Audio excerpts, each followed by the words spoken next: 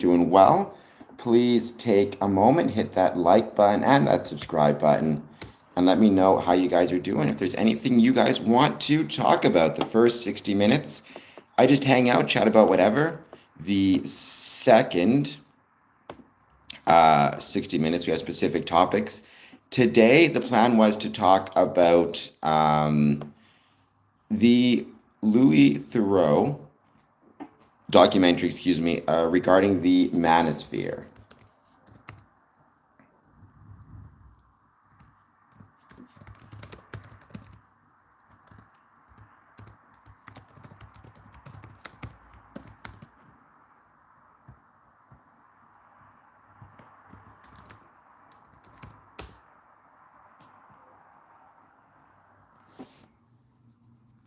But let's give it a bit of time first. Let's see who joins. Actually, hold on just... What's going on, No Filter Boss? Thank you for being here as always.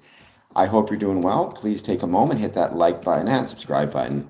And thank you for being here.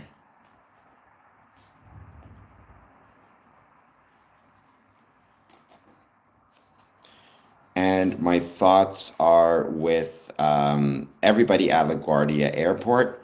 There you go, but it's still great to have you here. My thoughts with everybody with LaGuardia Airport, Air Canada. I've traveled a lot. I consider myself a professional traveler, so I'm always incredibly saddened to see any type of crisis at an airport, but especially when that results in the loss of life. I've been keeping up to date or keeping track of gas prices because it will affect Freemasonry. Right now, our gas prices in the States up an average of 98 cents per gallon since February 28th. I think it might make it to over $1 this month. So grind. There was a fatal accident involving a aircraft and a fuel truck. What would I say to an illegal stonemason guildsman? I suppose I would say thank you. Not just thank you for the work that they do in building things that exist to this day, but thank you for creating the foundation on which Freemasonry rests. Hello, Dee Dee. Welcome. Thank you for being here. Yeah, so I understand as of right now, things are closed at LaGuardia Airport. Well, you definitely should read the news. Hello, Dad. How's it going? Thank you for being here. I hope that you are doing well. And I love you.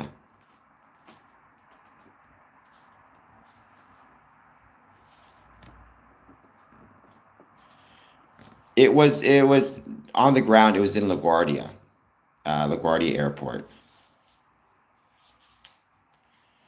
Well, I mean, and having said that, you don't have to. You can do whatever you want. Certainly, the news can be a very sad thing to have to read. So, if it's going to bother you at all, then I would say don't read it as well.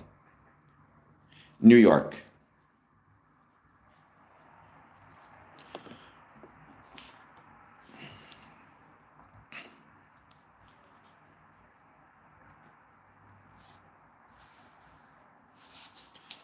Although oil prices have now fallen after Trump postpones Iran strikes, so that's a good sign.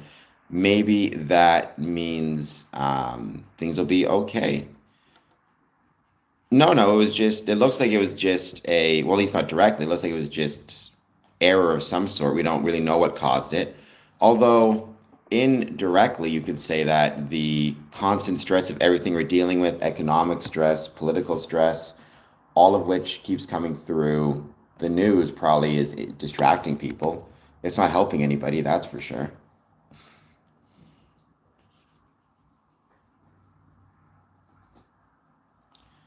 Nice, that's very cool. I've never really heard of the whole signature ring thing, but that's awesome. I mean, I know about Masonic rings, the idea of adding a diamond to it. That's not something I've heard of before, but that is really cool. I don't know, you'd have to ask Americans. I mean, I would think everybody, as a general rule, should want to avoid war as much as possible. At least that would be my hope.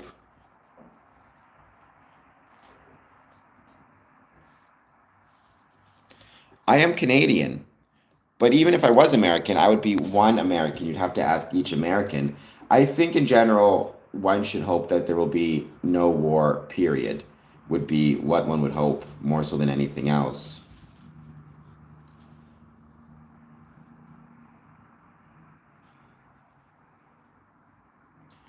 I mean, we definitely don't want a civil war. I don't think anybody wants war. Even those who may call for it or decide it's necessary probably don't want it. They probably just think it's necessary for some political end.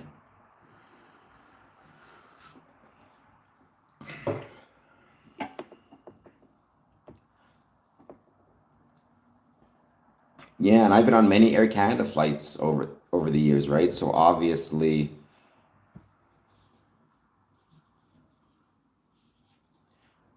it makes me quite sad to see.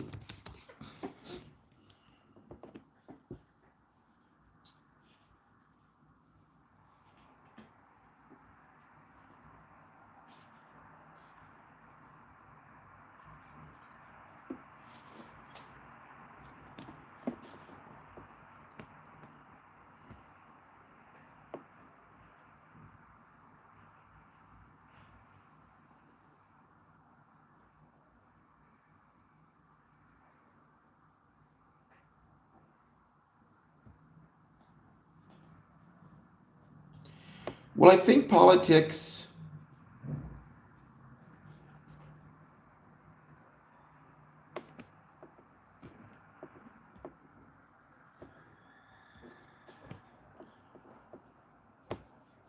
right? It seems as though politics is, for better or worse, kind of a part of life, right? That we just have to kind of deal with. So, I do think that um,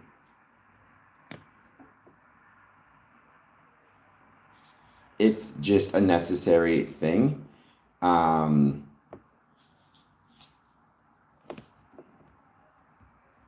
for better or worse, I think there's always going to be politics, right? Politics is not inherently positive or negative, right? We need to keep that in mind.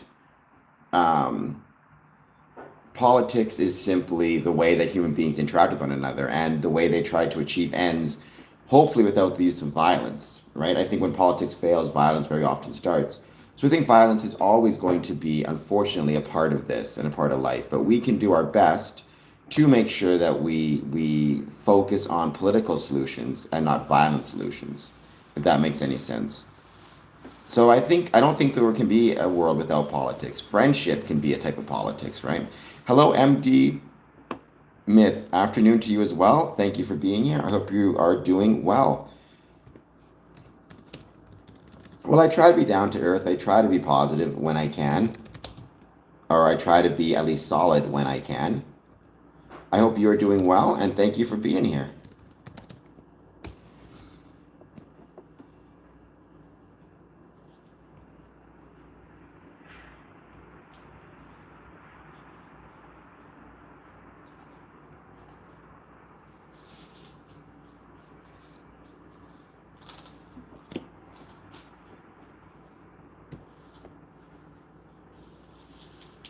I do not know what that means, 7 Ebasi, but I'm welcome to be here nonetheless. We're just hanging out, waiting to see who joins. Please take a moment, hit the like button, hit the subscribe button. I hope everybody's doing well. Pokemon cards? No, but a friend of mine is into Pokemon. He collects them. And I guess we're going to be doing something with him on the 28th of March. So I'll let you know when that takes place and what's going to be going on.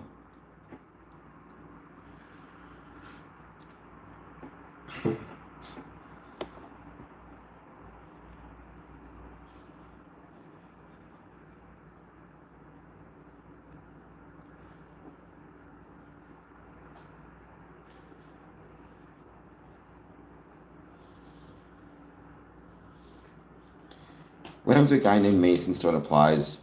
We should, Psyoc, please hit like and subscribe. We absolutely should just make him the leader. I think that would make sense. He might be. We're working on it. We're going to do something, I think, on the 28th of March. I might be on his stream, actually.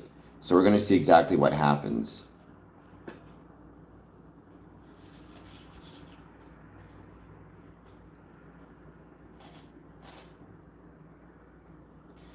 Well, You're not in a cult, so your question is wrong. Freemasonry is not a cult, although within Freemasonry, it depends on the lodge and it depends on the amount of money that it costs a lodge to operate because they try to be self-funded. It can be anywhere from $25 a year at the cheapest to $250 to even higher. So the lodge will set its own budget. Hello, True Love. How's it going? Thank you for being here. I hope you're doing well. Please hit that like and subscribe button. No, Freemasonry is not a cult, as I often explain on this channel. I am a Freemason. Well, I'm a member of 5 Masonic lodges. My cheapest set of dues are $25.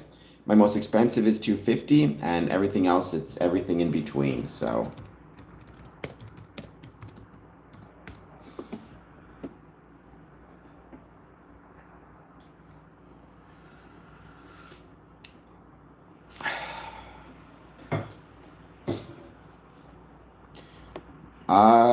the better question should always be what can you contribute, not what do you gain. But I gain a sense of community. I feel closer to my grandfather, and I gain the opportunity to try to make the world a better place through the application of brotherly love, relief, and truth. But ultimately, the better question to ask is what can you contribute, not what do you gain.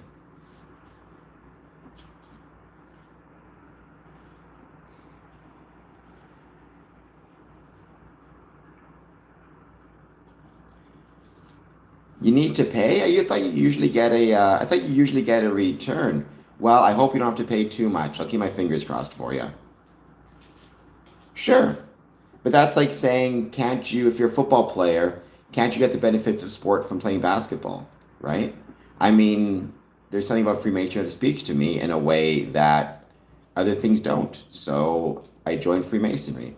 That's kind of like saying, why listen to this song when you can listen to that song?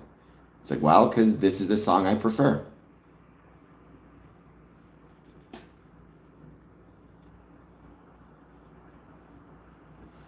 Right? And I mean, almost anything, any group, any organization will be at least a little bit self-funded. Now, if it's a friends' night out, there are times, for example, when as friends you may all put in money together to go out to a bar, you all split the check, whatever it might be. That's another example of, a type of dues payment system. There is no single Masonic leader. You need to keep that in mind, right? There is no single Masonic leader.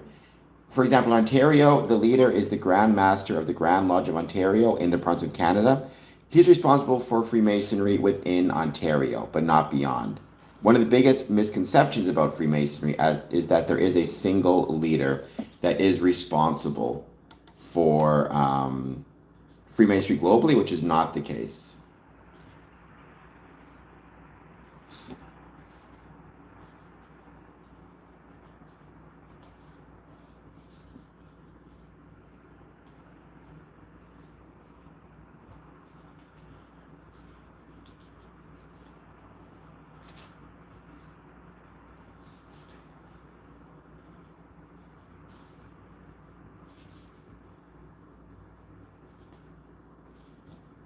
We're just going to hang out. We're going to wait to see who joins. Once again, please take a moment, hit the like and subscribe button. No, Freemasonry is not just another way to say the Jews. Freemasonry is not Jewish. There are many Masons of many different faiths, religions, backgrounds, ethnicities. Judaism is simply one of many.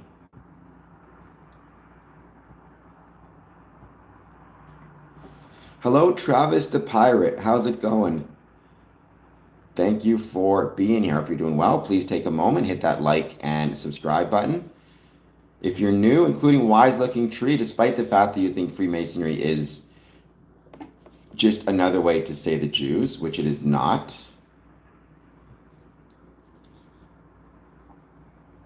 I'm glad that you're doing well.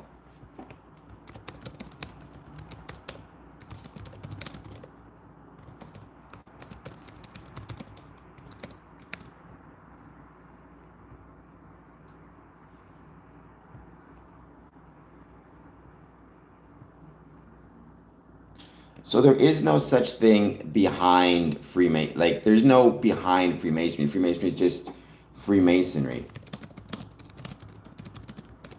right? The idea that there's some type of behind the scenes is silly.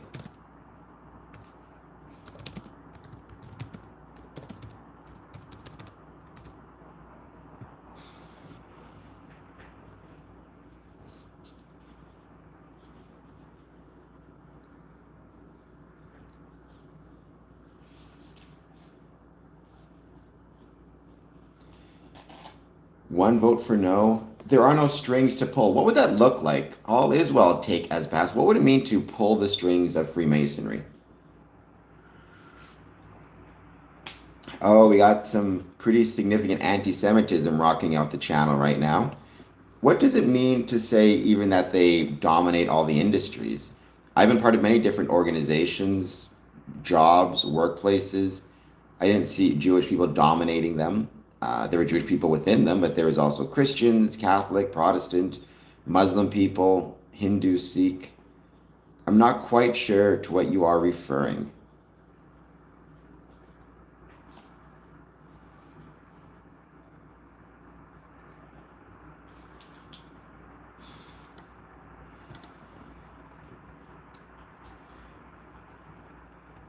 Well, again, what would that look like? I don't understand what that would be. I've been a Freemason for 20 years.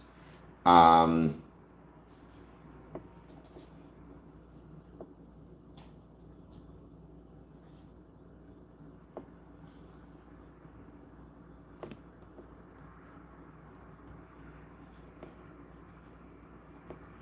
Good, that's awesome.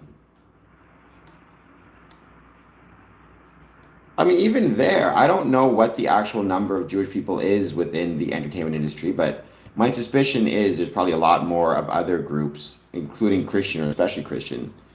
Um, whether I am or not Jewish is irrelevant to being a Freemason. So, because people I've noticed will ask me that a lot on the stream, and so I don't give any answers to it because I don't. It's kind of like if I offered to paint your house and you responded by asking if I was Jewish or not. It's like that should be irrelevant. Um, so maybe I'm not, but we have many different members, many different faiths, backgrounds, and beliefs. Well, that's quite an interesting uh, view to take. That's kind of like the conspiracy theory, right? Where you, no matter what you say, people will assume um, if you're denying X or Y, then you are. And it's like when people ask you, the point is the question should be considered irrelevant, right?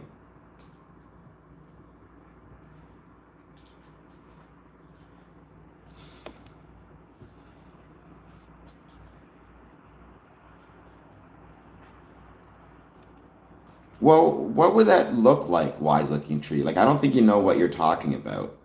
Um,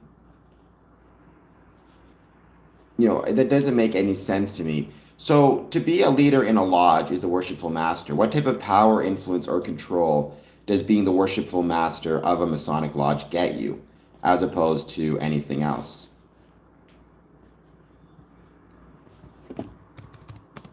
Right? And then, even in terms of high ranking, so what type of power, influence does a Grand Master have over, over a Masonic lodge that others do not?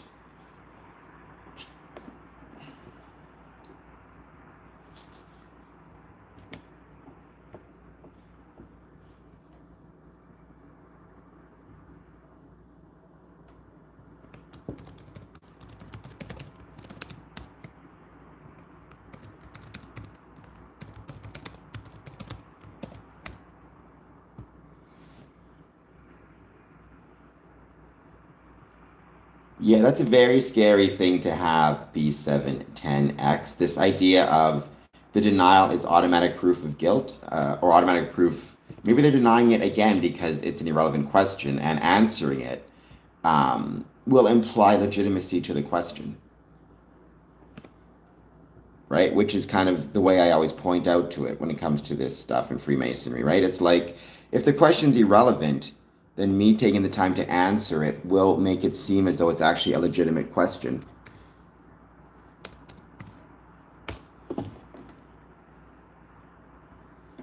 which it is not.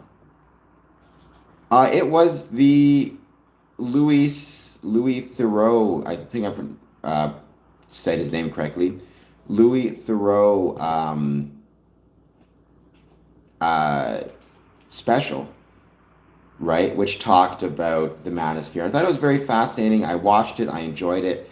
I thought it was very interesting and very fascinating for for relevance to Freemasonry, because obviously what the manosphere is all about is talking to men who might be struggling, um, and trying to explain to them why they're struggling, or giving them solutions to it. The problem is those solutions very often focus on external. It focuses on the fancy car, the beautiful women, the money, the income, as opposed to taking the time to focus more on the internal and growing as a person.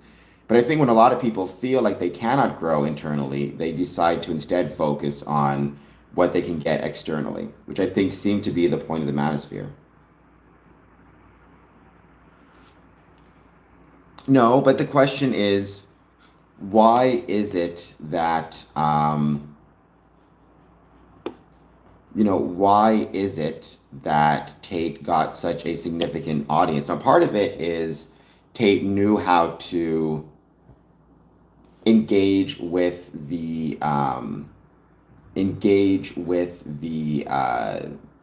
what's the word I'm looking for? The algorithm, social media. He knew how to work with it and knew how to get, responses to it and from it, which is one thing. However, I think there's something else. I think there was a space for him to come into young men's lives and men's lives of all ages.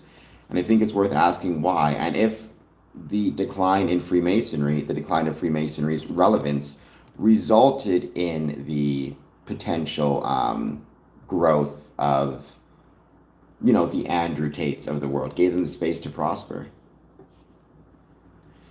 Well, he definitely gamed the system. He definitely knew, for some reason, or somehow was smart enough to recognize how he could, game the system and use social media to his advantage.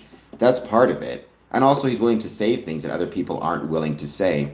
And the reason, other people are willing to say it is because very often it was horrible things he was saying. But he's willing to say it, the horrible thing, even if people don't want to say it, they're interested in listening to it. And the rest is history. Well, I usually have a later lunch. I usually have one meal in the morning around 11 o'clock, which is like a breakfast lunch, and then one meal at night. So good to see you as well, tinfoil hat wearer. I hope you're doing well. Thank you for being here. I hope you'll take a moment, hit that like button and subscribe button.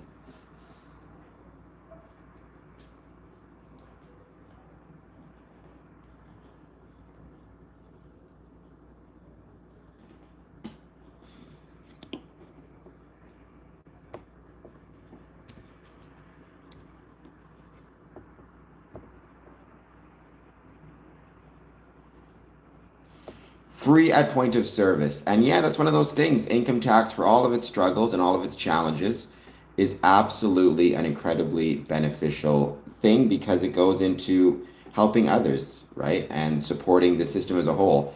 It's no good if you are filthy rich if all your neighbors are very poor, because sooner or later they are going to, those neighbors are not going to deal so well with, um, so well.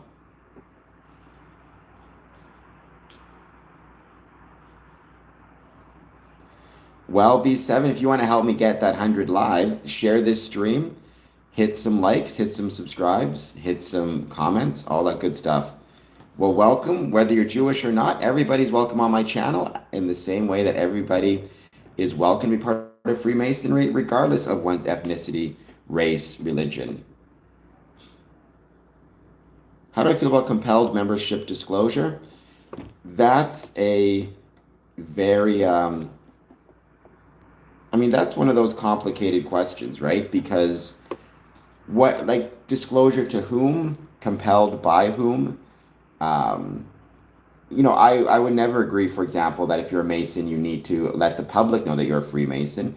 If you're talking about the police in London, I'm much more comfortable with that, so long as the disclosure is being compelled by a legitimate person in authority. Like it can't be compelled by a fellow officer, but your bosses can require it. And so long as the information is not disclosed to the public, but exclusively disclosed to your boss or your supervisor. Yeah, that is the Metropolitan Police. So I don't know if Europeans usually tip or don't tip. I usually tip as a general rule. I at least try to tip regularly.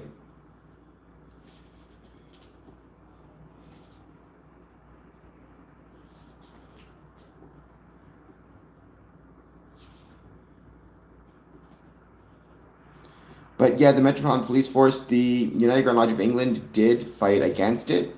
It didn't work, and they did try to appeal the decision. It was not a successful appeal. So, to my understanding, as of right now, they are arguing. They are informing their officers who are currently or were previously members of the Masons to disclose their membership to their superiors. Again, it's a small number of people who receive the disclosure, to my knowledge, um, and it maintains private. I'd want to make sure that the information, it's not just like, it's not enough to just say it's going to be maintained or the privacy of it will be maintained. I'd want to know what steps they're taking to ensure it will be maintained, right? How sure can they be that the disclosure list is safe if it's maintained electronically, safe from hackers, if it's a physical list, safe from being stolen or photocopied, and making sure that the people who have access to that list are not going to disclose it to the public or to the press. Um, Tipping is definitely getting quite extensive, Mr. Keeps. Tipping is definitely getting very, very. I mean, at this point, you can never see a single human being and you can be asked for a tip, which is pretty crazy. Um, does lodge ever have an open house? It depends on the lodge, but yes, many Masonic lodges have had open houses for public viewing throughout the years. So yeah, that does happen very often.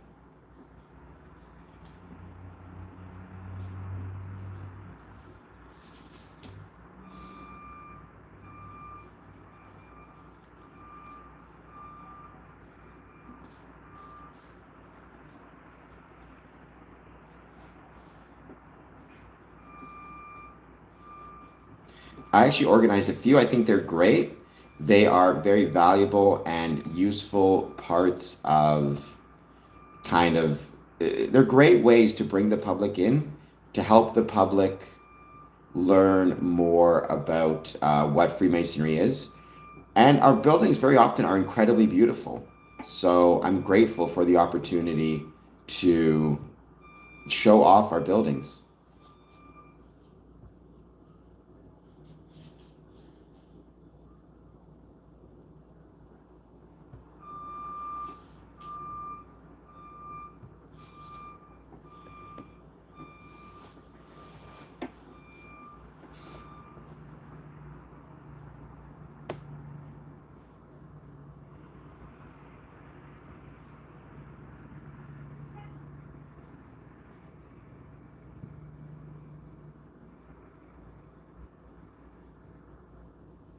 We're just hanging to see who joins. Please take a moment, hit that like and subscribe button. We are going to talk about the Manosphere documentary in about an hour, but first, we're just going to chat, see who joins. So, any thoughts you guys have on Freemasonry, positive, negative, or neutral? I'd love to hear it.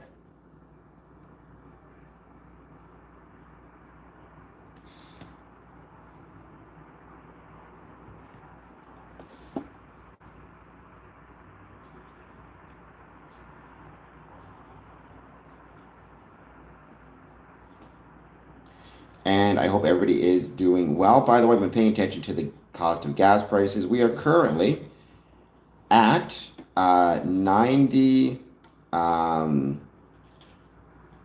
98 cents increase since February 28th.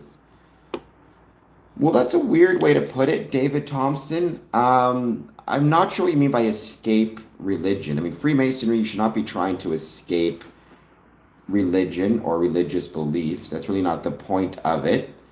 If you mean that he found a better sense of community or belonging through Freemasonry than through his religious kind of attendance or involvement in a church, I mean, that's certainly possible and very cool. But I would say you don't want to use Freemasonry as an escape from religious belief. I mean, it's really not the purpose of that, right? Freemasonry should complement one's religious beliefs, but it shouldn't replace them or be an escape from them. But yeah, in nature, well, I've organized many Masonic open houses over the years, and I've been grateful for all of them.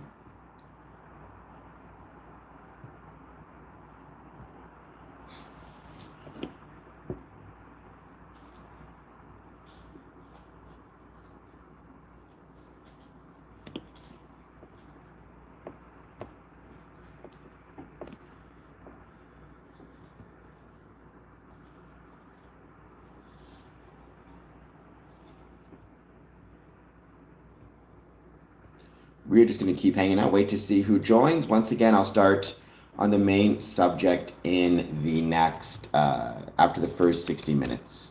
So, share this stream, hit the like button, hit the subscribe button, and thank you all for being here. So that is one of the things I always point out, Nature Boy. I do not know of any Masonic lodges anywhere that are any Masonic lodges anywhere that are registered as a religious institution. So yes, we all have to pay property taxes to my knowledge. Now, I don't want to say that that's the case everywhere around the world, but I've never seen it. To my knowledge, every Masonic building has to pay property taxes unless they're renting their space from another owner, in which case they will just pay their rent, and then the owner of the building itself will pay the property taxes. I don't know what the rules are in terms of like what churches do or don't have to pay in terms of taxes, but hello, brother. Hello. Thank you for being here. I hope you're doing well. Please take a moment to hit the like and subscribe button. I don't know if it's a lack of income tax or property taxes, or I'm not sure what it is they do or don't have to pay.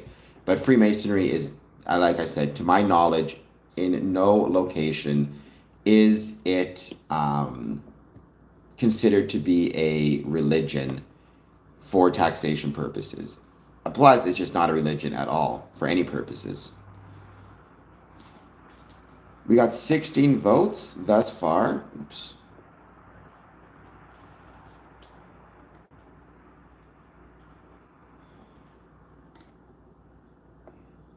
I am Gerasimos from Greece. Welcome from Greece. It's great to have you here. Thank you for being here. I think you're new to the stream, so please take a moment to hit that like button, hit that subscribe button, and thank you so much for joining.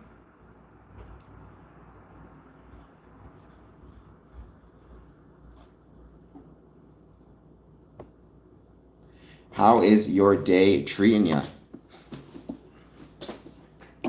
And are you a Freemason, Gerasimos? There is Freemasonry in Greece. It's really cool to see it in Greece. So thank you for being here.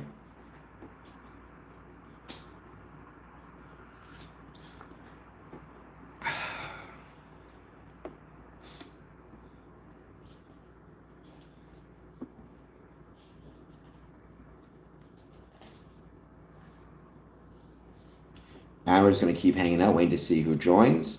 Please take a moment, hit that like button and subscribe button. Harder to learn? In what way when you say harder to learn? I mean, I think both. I can't speak to York Rite because I'm not a York Rite member specifically, but I mean, I think both of them have the rituals in both seem pretty equal in terms of the length of time they take, their involvement. I mean, I would say York, Scottish, Craft Lodge. I don't think any one of them is harder or easier. I think each of them What matters most is how much you care and how dedicated you are to it. If you are dedicated and you do care, you will most likely find success with it, with the work, with the ritual. For example, in the first 3 degrees is usually where there's catechism. Very often within the Scottish Rite degrees, it's much less so. Scottish Rite is bigger, yes, at least to my knowledge it is. Um, I don't know the precise numbers, but Scottish Rite does have more membership than York Rite. Let's see by how much more.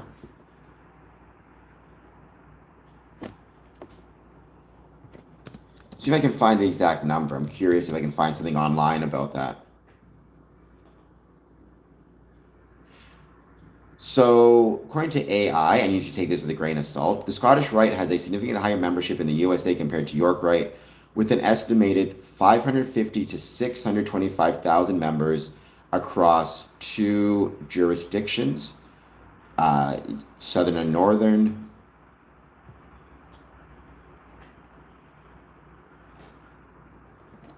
Looks like a 2013 based estimate placed York Rite membership at 100,000. So I don't know necessarily why Scottish Rite would be more popular than York Rite off the top of my head. It'd be interesting to look into that and see why. It'd be kind of cool to learn more about.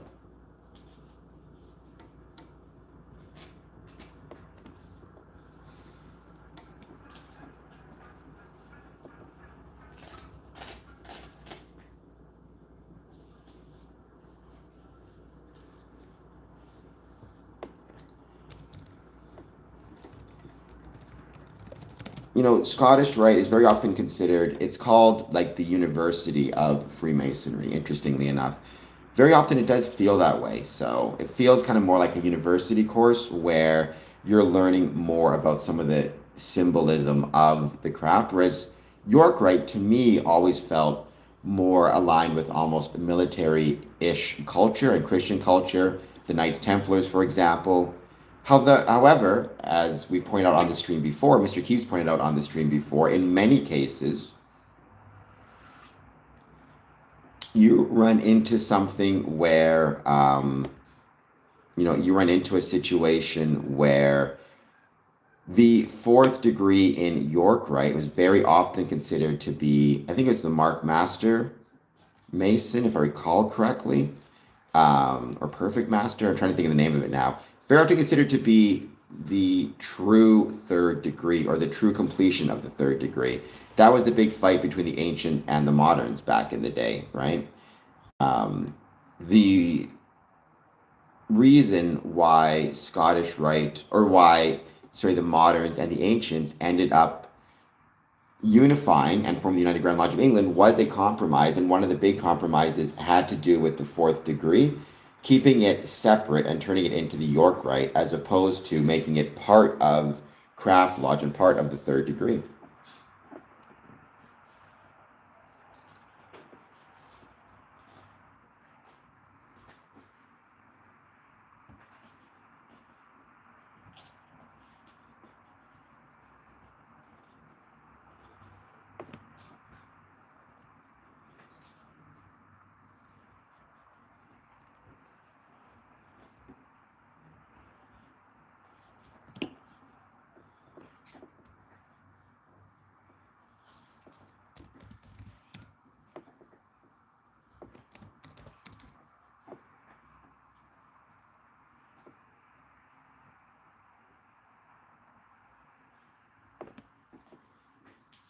My grandpa's a master mason.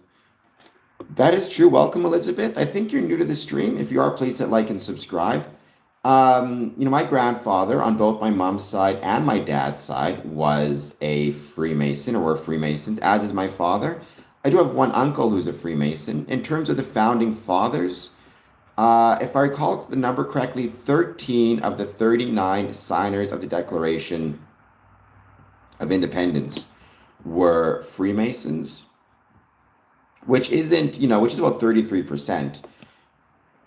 And in terms of the presidents, 15 or 16 of the 45 have also been Freemasons, which equals what? 33% as well. I mean, that's very much an apocryphal idea, Nature Boy. The Knights Templar and Freemasonry, they're separated by about 400 years, give or take, right? And so I would say that's not so much the case in my experience. Now, it was a Mason in France by the name of Andrew Raymond who first made the claim that the York Rite, or the Crusaders, in fact, were originally were the original Freemasons. However, in my experience, that's most likely an apocryphal story. It was an example of somebody looking back, seeing within the Knights Templars symbolism and philosophies and ideas that he admired, and then trying to draw a line from that to Freemasonry.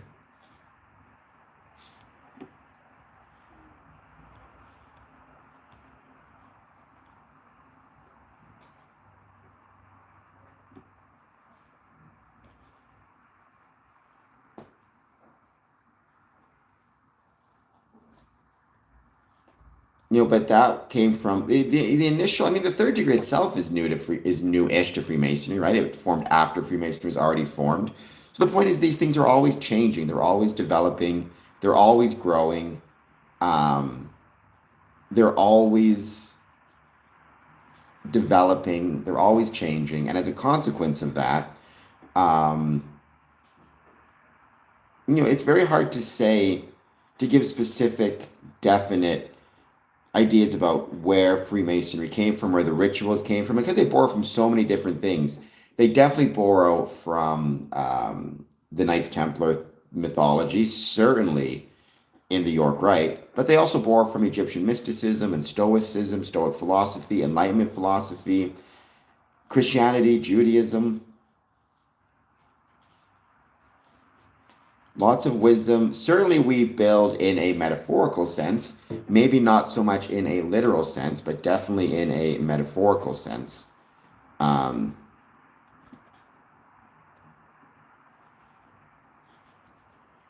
so, Elizabeth, if you are new to the stream, I hope you'll hit the like button. I hope you'll hit the subscribe button. And thank you so much for being here. I mean, yeah, I think Freemasonry definitely provides ethical guidelines on which we as individuals can we as Masons especially can bring into the world day to day, moment to moment. It's one of the things that I think is the most strong about it is the fact that we're able to do that.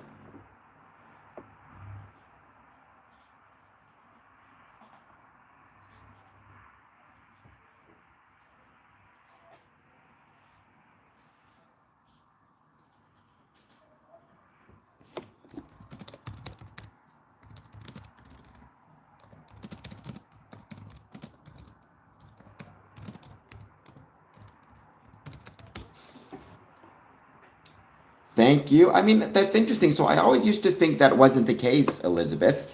I had always thought of him as being a carpenter. However, I just read somewhere that actually the term used for him, um, let me actually look this up correctly.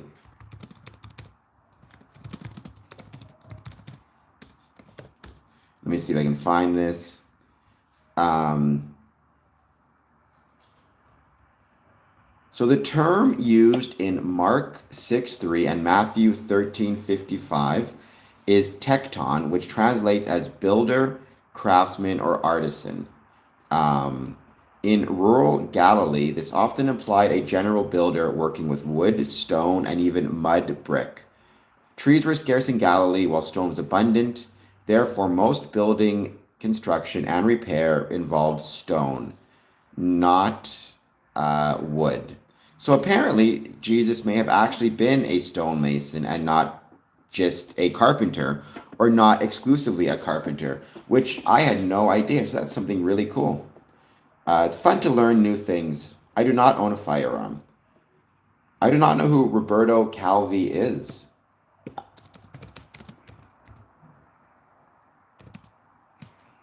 An Italian banker? All right.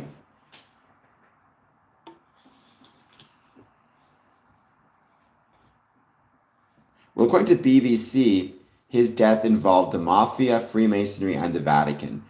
That's interesting. If it had anything to do with P2, is not a recognized Masonic lodge. And thank you for the boost, Elizabeth. That's very kind of you. Now, keep in mind, stonemasonry is not the same as Freemasonry. They are separate. One is a profession, one is a civic group. But certainly we are, and we should as Freemasons, be grateful to our stone Masonic ancestors, our stone Masonic brothers from the past. So, yeah. No, it is. I hope maybe it is always fun to learn. And I learned something. Well, again, I'd learned that a few months ago, and then double checked it. So it is really cool to learn new things. I absolutely agree with that.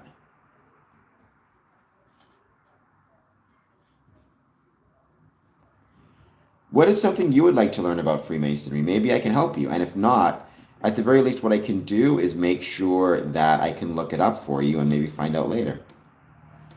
Yeah, stonemasonry were the predecessors of Freemasonry. Absolutely. That is kind of where they came from, right? It was a operative group. It was a stone Masonic group that evolved and developed into a social group or a social club.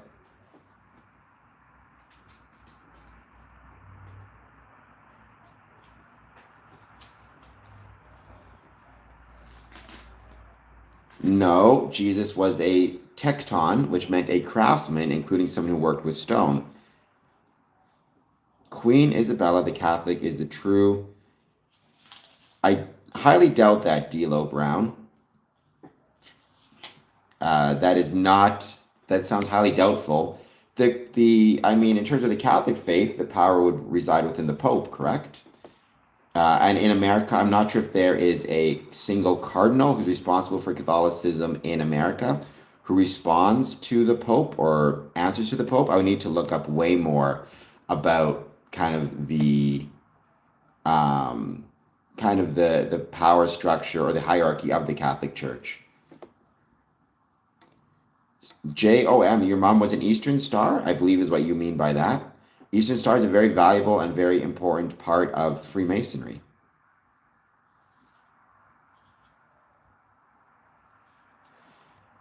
Temperance, I assure you, not always so calm on the inside, Eric, but temperance and recognizing that there are things outside of your control the controllable. So Eastern Star, it doesn't, I mean, wouldn't use the term role. It's no different than any other organization or group within Freemasonry. I mean, its role is simply to provide another place at which Freemasonry can strive or thrive. Or Eastern Star is an organization for men and women. Initially, it was for women who were family members of Freemasons.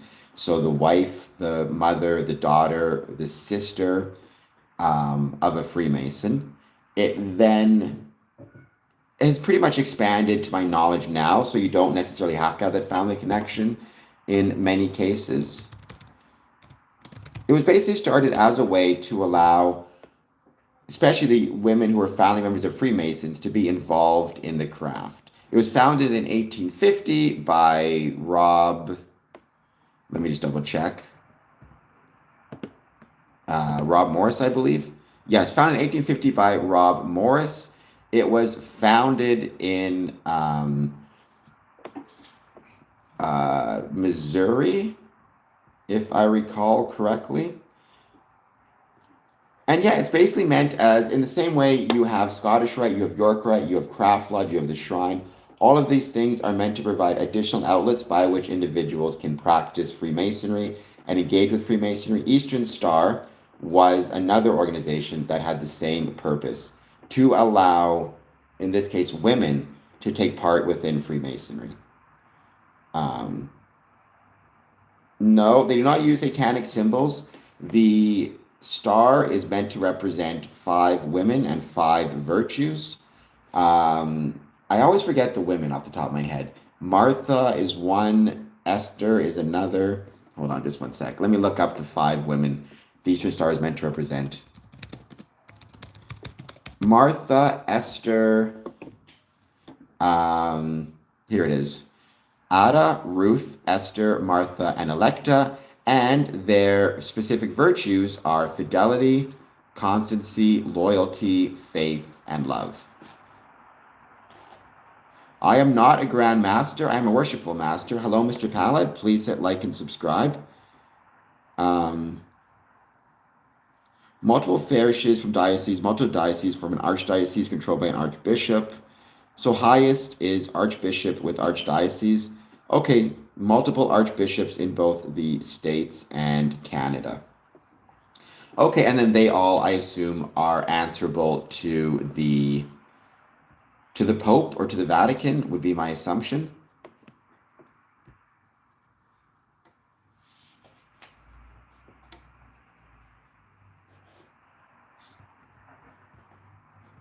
The Pope. Okay, well, like I said, I'm said this before. A lot of people don't think it ever happened. Who knows? But it is my hope that one day the Pope or the Catholic Church reconsiders its position on Freemasonry. I was hoping because the Pope is from America, he was born in Chicago in 1959, at a time when Freemasonry was significantly growing. It was my hope that we might get to a place where he would reconsider the uh, official church's position on Freemasonry. Also, there are so many Catholic members, and so many Catholic members, like Freemasonry is not doing well necessarily in North America, but it is growing in South America. It is quite popular in the Philippines. In both of those locations, there are several Catholic Freemasons. I would say the majority are actually Catholic Freemasons. So I hope that might make him reconsider as well. Who knows? I've been impressed, Elizabeth, with the new Pope also. He said a lot of really cool things about. Yeah, I've liked a lot of what he has to say. Not everything, but a lot of things. Help me with this riddle. Say this 3 times fast. No. Hit like and subscribe. I mean, I think canon law has changed in the past, right? Let me double check.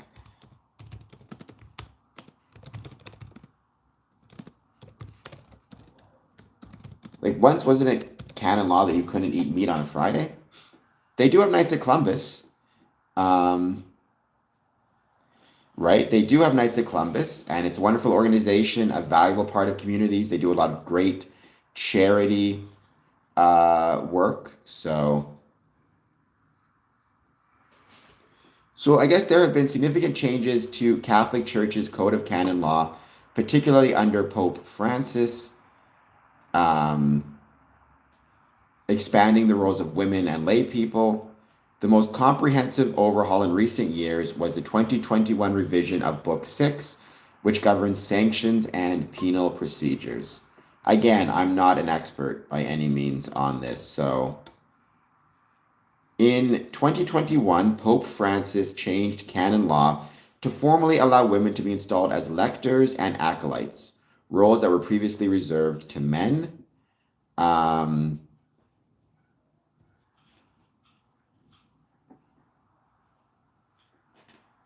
Oops. So I gotta grab something down here. I can't speak to that because I don't know what Knights of Columbus ritual is, but I wouldn't think it'd be exactly the same. It may be similar, but there may also be significant differences.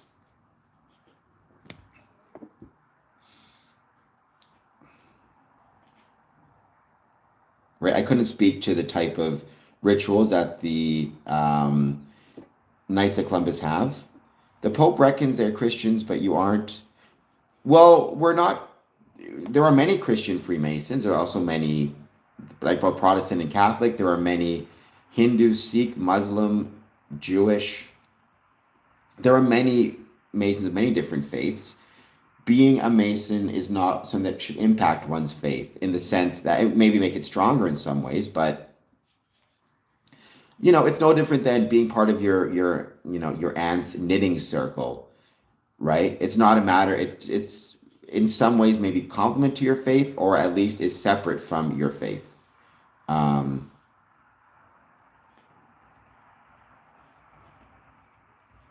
I am a 4th degree KFC. We do have one legit Knight of Columbus on here. I know that for sure.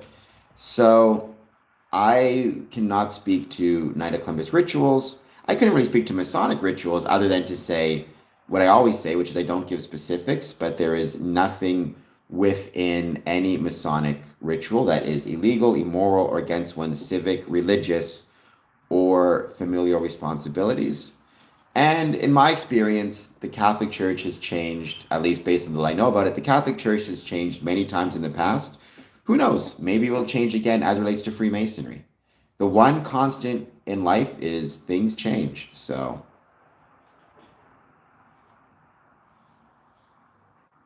any books to recommend? I always recommend Freemasonry for Dummies, which is an excellent book by Chris Hodap. I also would recommend you checking out my Medium page where I have a list of Masonic newsletters and other information that is sent out into the public. So check that out as well. Yeah, Dad, you're not incorrect. Very often people find religion in a lot of different ways. Very often it is simply a matter of being born into a family that has a religious faith. You're brought up in it and you follow it. However, by the same token, very often, people do convert or change their religious beliefs. That can happen very often. They may be born into a family that is, a-religious or doesn't subscribe to any religion, only to then find one later in life. People's faith journeys are interesting, but it's also very personal to them. Does Freemasonry believe a work on multiple timelines? Anthony, I mean, now you're getting into science fiction a little bit. Certainly, I think it's possible that Freemasonry can, like, if there are multiple timelines and multiple universes and multiple, realities, a multiverse, which I believe there is, then I would hope Freemasonry would exist in any universe in which it's possible to exist, in which it's possible for people to exist. Do I think, but Freemasons, we're not going back in time or anything like that, obviously. We don't have that type of technology. Maybe we do, and maybe that's what the conspiracy theorists are mad about.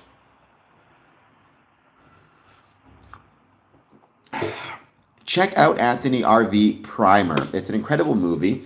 I think it's available on YouTube. I think actually the director put it up on YouTube, but it's really cool, and I would recommend checking it out.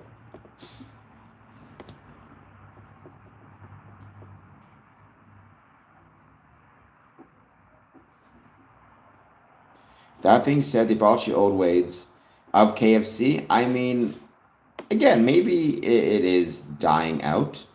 Maybe it's not. What I'd say is if it's something you care about, then maybe it's worth, if it's something you care about and you love, then maybe try to revive it. Who knows?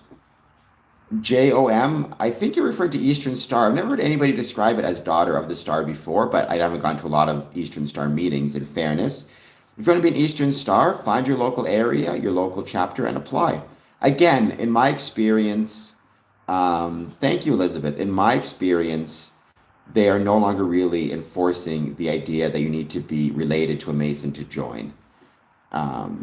If you're a male and you want to join Eastern Star, you need to first be a Freemason. I don't think God hates secret societies, but Freemasonry is not a secret society anyways. Freemasonry is a very public society because here I am talking about it. Hello, Shanks, airline pilot. I hope you're doing well. Canada's going well. I know it's a rough day right now to be a airline pilot, so very sorry that, very sorry for, if you are an airline pilot, the loss of your colleagues at LaGuardia. It's, as someone who considers myself a professional traveler, it's incredibly, I have nothing but respect for everybody who makes it possible for me to travel, whether it be support staff, pilots, crews, airline control, the janitors, the flight attendants, environmental staff. I have nothing but respect for all of them. As a consequence, obviously, I'm greatly saddened for what happened. Yes, I got big teeth, John Doe. take, Asta? Well, I can go into details of what happens during the secret rituals. I choose not to. And the reason I choose not to is because doing so would impact the extent to which we within, would affect the relationship or the bond between brothers of past, present, and future generations, right? It's no different than a family recipe. The reason I don't share a family recipe is not because there's anything nefarious about it, but because the privacy of the recipe is a way to maintain the bonds between your grandparents, your parents, and you. Now, on the other side of it, also, you need to keep in mind no two Masonic rituals are the same. And because no two Masonic rituals are the same, if I share information about my Masonic ritual, you're going to go into, if you decide to join, not only are you getting spoilers, which is bad, but you might be getting incorrect spoilers, which means you're going to go in with expectations as to what you think should happen instead of what actually is happening, right? You never want to go into a Masonic lodge looking with expectations. You should be going in looking for the experience. I don't know enough about the Elk Lodge to say, but I'm not a big fan of that as an idea. I don't think anything is the Diet Coke of Freemasonry. Freemasonry is Freemasonry, elk is elk. So,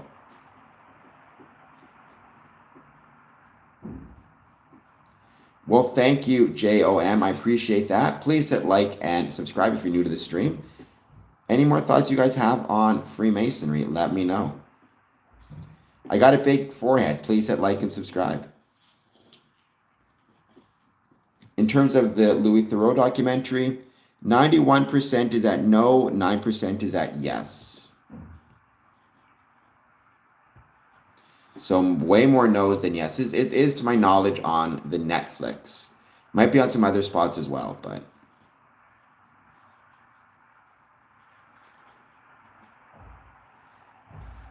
Oh, well, there you go.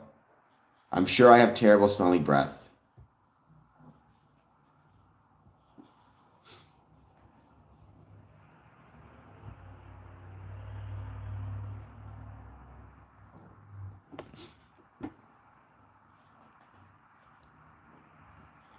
So I did want to talk today about Louis Theroux's Inside the Manosphere, a documentary that I believe is exclusively on Netflix, though I'm not positive.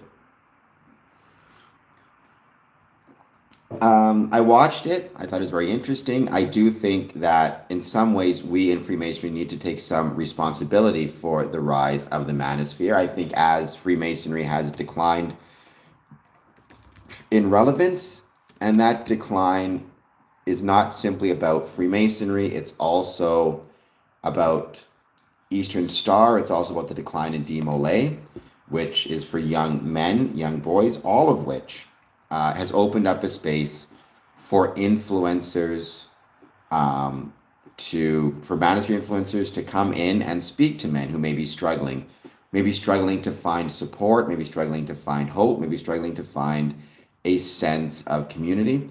I don't know airline pilot. I suppose it'd be country, because I do like country. I do like rock and roll a lot as well. But I'm no artist, that's for sure. There was this interesting article. It's from Glamour magazine, but I thought it was very cool to check out. I'm going to read part of it and go through how I think it applies to Freemasonry.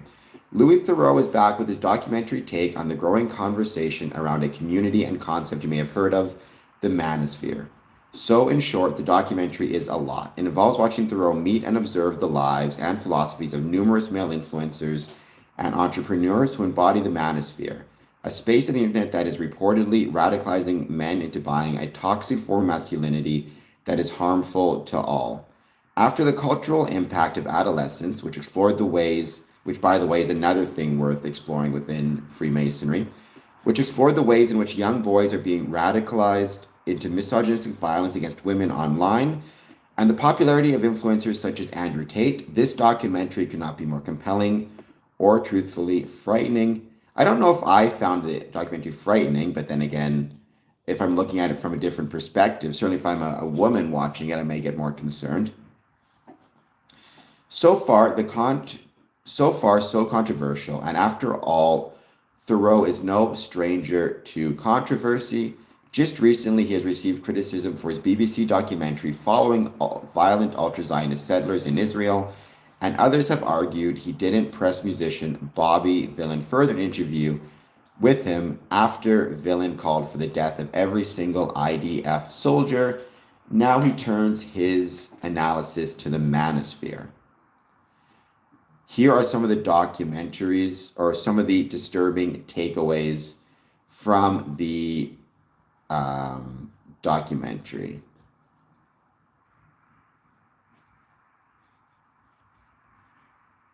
So this is a really interesting takeaway, and I thought it applies to Freemasonry because it's this idea of value. So in the manosphere world, one of the biggest things you hear about is this idea of women are born with their value, men have to earn their value, right? So basically, a man is valueless except and insofar as he is able to earn money, income, power, prestige, right? That if he doesn't have those things, he has no value. And then the obvious takeaway from that, or the corollary to that, is the more money you have, the more power you have, the more influence you have, the more value that you have as a man. And in their mind, in their view, women are different. Women have their value; they're born with it because eventually, once they become women, they can reproduce. That gives them value. Men, we have to earn it. We are valueless without the ability to earn money, to earn income. And obviously, that would also indicate the more money you have, the more valuable you are. The more power you have, the more valuable you are. Right? And I think Freemasonry absolutely pushes against that in some ways. But also, it does provide a way to gain value for a man that is separate from rank and affluence and influence and money. Freemasonry, I've said this a million times, Freemasonry values the internal and not external qualifications of man. Freemasonry will tell people you are valuable whether you're rich or whether you're poor. You're valuable whether you have $1 million suit or a $30 suit. You're valuable regardless of the type of car you drive. You're valuable despite the type of job you have, your power, your influence. You're valuable based on the things you do to help those around you, to help the community, and your existence as a brother. Right? I'm not necessarily even opposed to this idea that an individual does not inherently have value, but rather derives value based on, certain things. The difference is the manosphere seems to view the way to gain value as, again, money, good clothes, good cars, how many women you can pull in, things of that nature. Whereas I think Freemasonry demonstrates there are healthy ways to gain and create value for yourself and for those around you by being a good brother, by being kind, by being charitable, by being forgiving, by showing up when you don't want to, by being honest. All of those are incredibly valuable attributes. You create value for yourself by being a brother to those around you and helping those around you. Right? And it allows you to define yourself, right, as a Mason. It allows you to define yourself as a brother. So if men do feel like they lack value and they're searching for value, they can try to derive value by having the biggest bank account, the best clothes, the nicest car, the nicest home, the hottest girlfriend, the hottest woman, or they can try to derive their value by being there for their friends, by being there for the people around them, by being a brother, by being charitable, by being kind. I think Freemasonry demonstrates that that is the way that you derive value, and also allows you to see the value in people regardless of how successful they are, right? It gives you the ethical lesson of everyone is a son of Adam, everyone is a brother of the dust, and as a consequence of that, we as Freemasons will see their value whether they are rich or poor. Status is not really I mean, Freemasonry user very often will forgive dues if people can't afford them, or will very often work out payment plans. Um, so the tenets of Freemasonry, I mean, there's the jurisdictional documents, which are the bylaws of the lodge and the Constitution of Grand Lodge. There's the old charges and the new charges, which provide landmarks for Freemasonry and talk about being good men and honorable and true and what that means. Um, so yeah, I think, but in terms of like the ethics of Freemasonry, the best place to find those, I think, are the Anderson Constitution and the Regius poem. So being a Mason, technically, I use these terms interchangeably. Being a Mason would mean you're a stonemason. You work with stone, you build things with stone. Being a Freemason would mean that you are a member of the social club or social group. Another takeaway, the term toxic masculinity exacerbates the situation. Myron asks Thoreau at one point, Myron Gaines, he's a YouTuber, am I as toxic as they say? It feels like this community of men are so angry at their masculinity being labeled as toxic, it leads them to even more bait and hatred online, leading to more clicks, comments, and arguments. Justin's key problem with toxic masculinity is that it has allowed feminism to take prominence.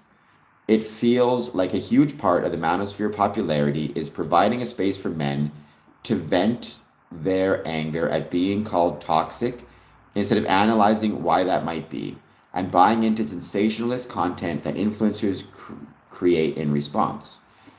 So within, again, Freemasonry, I think it's really important to understand that Freemasonry can provide a space, a non-toxic space for men to talk about how they feel, what's going on, even perhaps to say some things that online might get judged, but in a place where they can receive pushback, but in a positive sense. So constructive pushback. Hey, you said some things, they're concerning about women, they're concerning about this group, that group. Why are you saying that? What's going on? How can we try to help make you feel better, right? What can we do to get you to look at things in a different way? So for reals, Freemasonry requires you to have a belief in a higher power, A, because it's traditional, and tradition is part of Freemasonry, but also because there are obligations within Freemasonry, and it's no different than when you take a obligation in court. The expectation is if you are taking your obligation to a supreme being, it will have a stronger effect on your conscience. Having said that, the term supreme being or higher power is so broadly defined. It's not the type of thing that, like, most people could get into it and be part of that idea. Like, I know, like, some people consider me an atheist for my supreme being. I'm a Freemason. I'm a speculative Mason. As D-I-E, I just can't call you Diene. I can just call you D, says it's a placeholder. That's a good way to define it. But I'm a Freemason. I've been a Freemason for 20 years. And I'm trying to turn my passion for Freemasonry into a profession. So please take a moment, hit that like button, hit that subscribe button. I would be most grateful.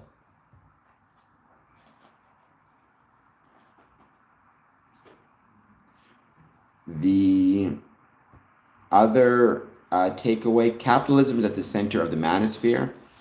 Not anyone, but anyone can take the first step and apply to join Freemasonry. And if you're willing to take that first step and apply to join Freemasonry, you can go from there. So when Thoreau speaks to big fans of the manosphere, red pill culture, and the influencers that promote both, one cites one huge reason for this is the way it provides a way to reject the 9 to 5, hello spirit, and find their own way to define their lives. So arguably capitalism and disengagement from the workforce is a huge reason why the manosphere may feel compelling, particularly to young men. On the other side of things, influencers like Harrison Sullivan openly discuss with Thoreau his money-first policy, that while he morally disagrees with OnlyFans as a means of making money, and calls Bonnie Blue disgusting. He is happy to promote the work of these workers if it makes him money. Women are therefore being shamed for their sexuality through the prism of the manosphere, but being used to line the pockets of the same. It's all down to the attention economy, he says. So again, within Freemasonry, one of the things that kind of the ethics of it is that there are more important things than how much money you have in your bank account. There are more important things than the car you drive. There are more important things than how much attention you have, right? One of the things you see in the documentary is for many men, the most important thing to them is how much money, how much attention they get. In some ways, even more so than how much money they get. It's how much attention they get, how much people are watching them online, how many views they get, how many clicks they get. And that's a big part of Freemasonry, right? Sorry, not Freemasonry, the manosphere is wanting attention, wanting people to see what you're doing for no purpose other than they want you to,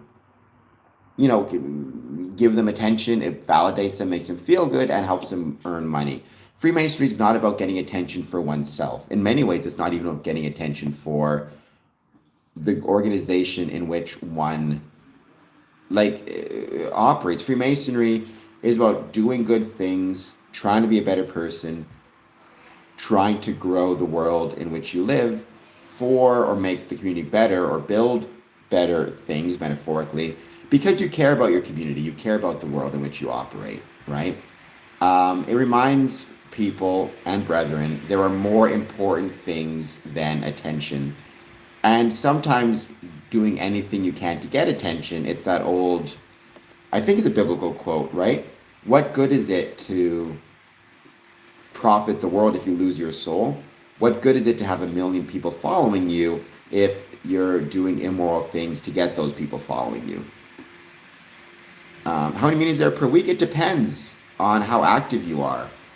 Most Masonic lodges will meet twice a month, but if you're part of a jurisdiction where, let's say, there's 10 lodges in the area, you can be at a lodge meeting every night of the week.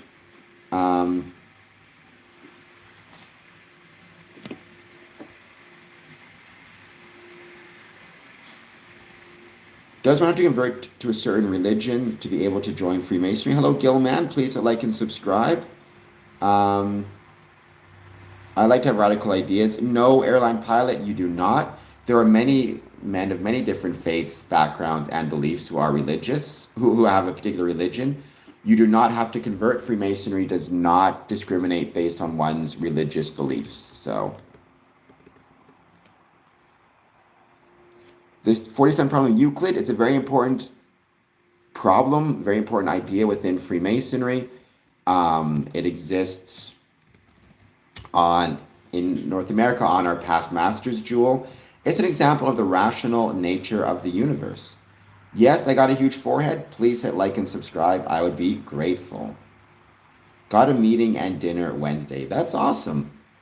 I hope you guys enjoy it. I hope you'll say hello to your brethren from me, and thank you so much for being here. I hope that you're having an excellent, excellent day.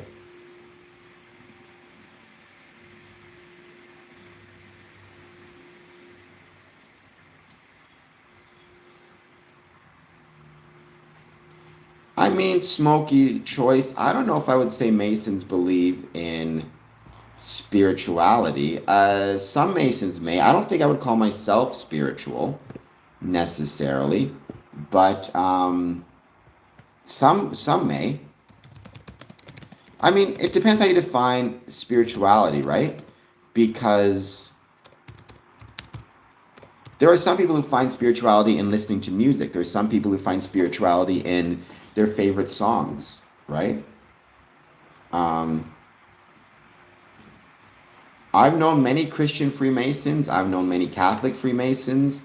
I've known many Muslim Freemasons. Individuals within those faiths may not appreciate Freemasonry, and which is their right. But it is certainly the case that there are many people of many different faiths who are themselves Freemasons. I've never heard of any Masonic books on ancient magnetism for reals. Matt Leaf, I am handsome. I'm also a Freemason. I've been one for 20 years. Worshipful Master of Border Cities Lodge number 554.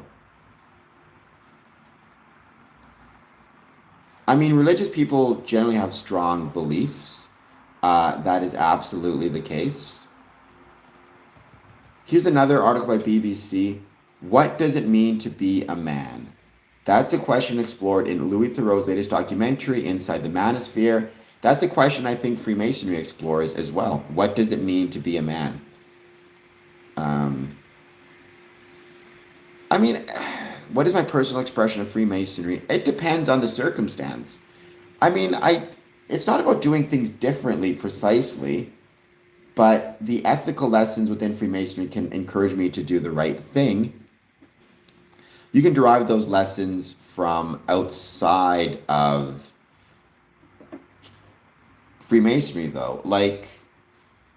So I think as a Freemason, I'm more aware of the value of tolerance, of universality, of kindness, of charity, of dedication, of hard work. I think I'm more aware of all of those things and how to apply them. I'm more likely, I think, to be welcoming of different religions, different faiths, different beliefs, different ethnicities within my personal life, within my neighbors, within my community. Um, I'm better at conflict resolution. I'm better at organizing and running meetings. But I mean, I've used the example um, many times. For example, imagine you're a football player. There are certain ethical lessons that being a football player teaches you that you can apply outside of football. So, for example, um, you're going to know as a football player the value of practice and hard work and health and well-being and teamwork and listening to coach and being coachable. Those are all ethical skills that that you can use in your day-to-day life. Um, Maybe and you'll be know those skills better than non-football players.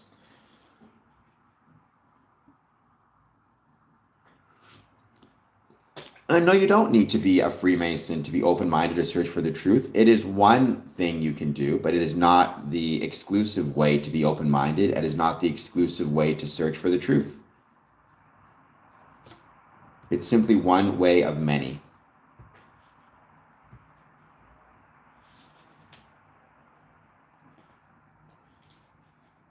33rd is an honorary degree. David is right. It is not always exclusively for long-term service, but very often that is one of the reasons it is granted to people, is because of their long-term services to the craft. I've never heard of that. I've never been pulled aside and asked if I will continue to believe in my higher power. I've known people of a variety of different faiths who believe in different higher powers who've been 33rd degrees. So, um, I would say as a Freemason, I am given an opportunity to see the value of ethical skills, and they'll be more indelibly imprinted on my mind. But there are many, I can derive those same lessons from many different groups and organizations. Freemasonry is just one of them. It's possible that if you don't play team sports, you will still have an ethical understanding of the value of teamwork, but it's less likely, right? Team sports will demonstrate those values to you and maybe bring them to top of mind more regularly. Um, my higher belief, I believe my higher power is the rational nature of the universe as expressed through geometry and science. So we went to this BBC article, What Does It Mean to Be a Man? It's a question explored in Louis Theroux's latest documentary, Inside the Manosphere. Netflix calls it a no-holds-barred investigation into a growing ultra-masculine network, and it's been sparking discussions since its release earlier this week. Theroux spoke to some of the space's most prominent figures, including UK streamer Harrison Sullivan, aka HS Tiki Talkie, who is seen arguing with Theroux over claims he promotes misogynist views. Some have called the documentary a shocking insight into the world of these influencers, but others have accused it of failing to shed new light on the phenomenon. I think What Does It Mean to Be a Man is not just a question for today or yesterday. Men have been struggling with this question for centuries, and Freemasonry provides an answer, and one that is far more healthy than the manosphere and far more worth exploring. 111 Fireflies, are you a subscriber? That's the better question. Um, Maybe it is, maybe it isn't. I never discussed the specifics of a Masonic ritual. If you want to learn the specifics, join Freemasonry. The manosphere refers to a network of websites, form, and influencers who promote what they describe as traditional masculinity, where men hold a dominant role in a relationship and women are subservient. Terms including the matrix and red pill refer to the idea that men have become wage slaves. Disadvantaged by a society that prioritizes women's rights are popular in this space. Manosphere influencers such as Justin Waller, an American businessman who appears in Thoreau's film, often portray themselves as wealthy, successful, and surrounded by young women. Many sell courses claiming to teach subscribers how to emulate them. They often go viral in short clips where they will unapologetically make bold, divisive statements about gender and women. Others are also accused of making homophobic, racist, and anti-Semitic statements in their content, and Thoreau is seen confronting U.S. streamer Sneeko over claims he makes about Jewish people. Newsbeat gathered 5 young men, the target audience for the Manosphere creators, who'd watched the Thoreau documentary to get their reaction to it. What you see is these 5 young men, all of whom are seeing the influence of the Manosphere content within their friend group, within their friends. And again, to what extent is this because Freemasonry is no longer relevant in the lives of individuals?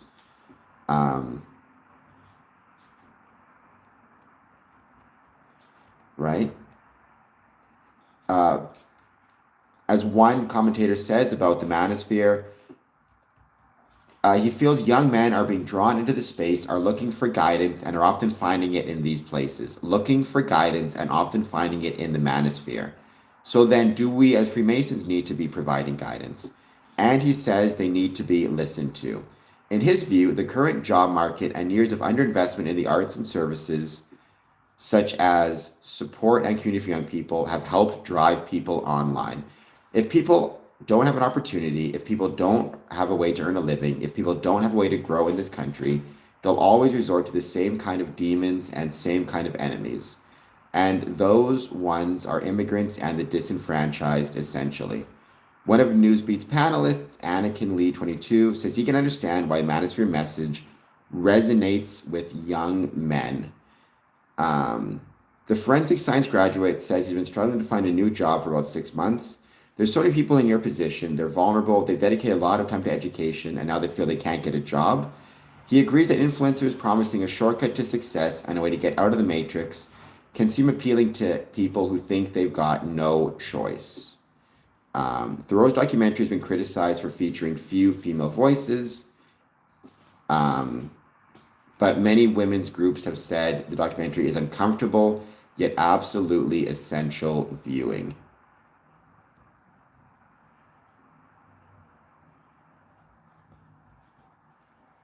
Andrew Tate is the best example. The Manosphere is usually a group of broken men trying to find themselves. So you're not wrong for real. I don't disagree with you. However, they are still very popular, and that's the dilemma that we're facing, right? And are they very popular because we within Freemasonry lost relevance in communities, and men, especially young men looking for guidance, have found it online through, for example, Andrew Tate?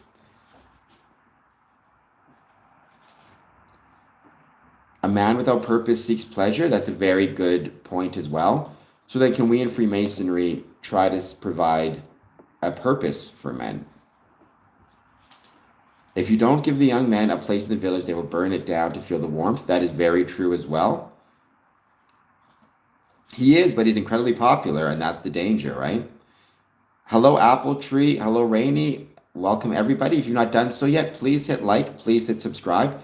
Consider a super chat. Just 99 cents helps out big time and will be much, much appreciated.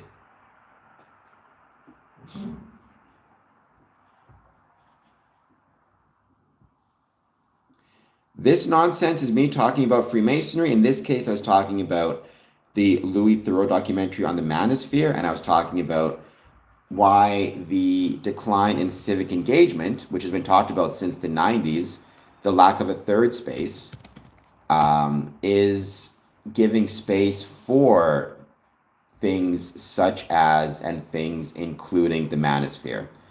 Um, and what's interesting is to what extent is the third space now virtual, right? To what extent has the third space now become a virtual space for men?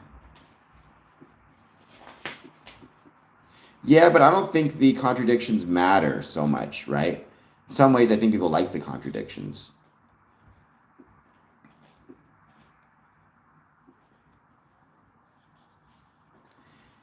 I mean, if the earth ends, then Freemasonry is ending right along with it,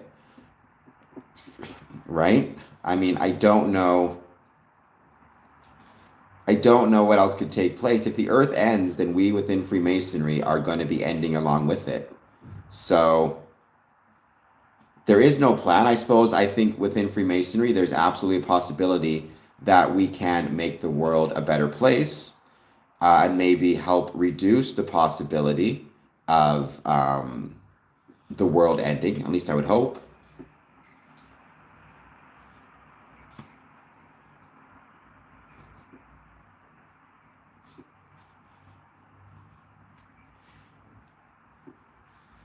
Yeah, local neighborhood hater. Well, don't hate for anything.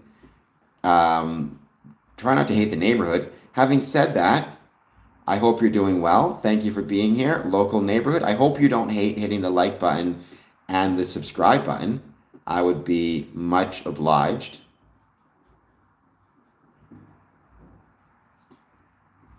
He is not a Mason, but my concern is he and the fact that so many people have been.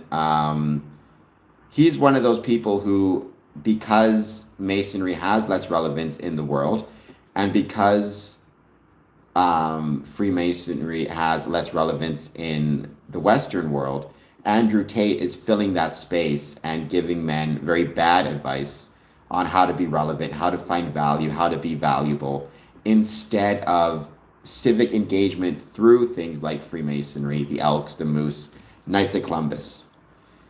Because unfortunately, there are many conspiracy theories that exist that imply that there are many conspiracy theories that exist that claim Freemasonry is some type of Jewish front that's been around since the time of Hitler. But unfortunately, they still exist and they still have those beliefs. Um,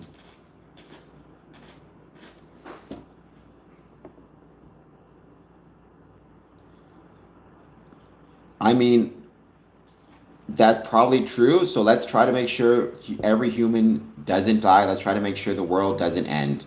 I think that'd be much better. Um, Welcome, click here. Please hit like, please hit subscribe.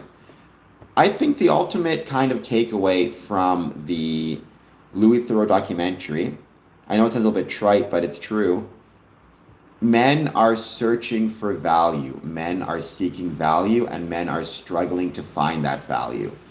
And what we need to do within Freemasonry is provide a space where they can learn A, that they already have value as another human being and kind of a brother of the dusk, but more than that, that if they want to increase their value, they can do so in healthy ways instead of focusing on how many women they can get or the money they have or the car they have.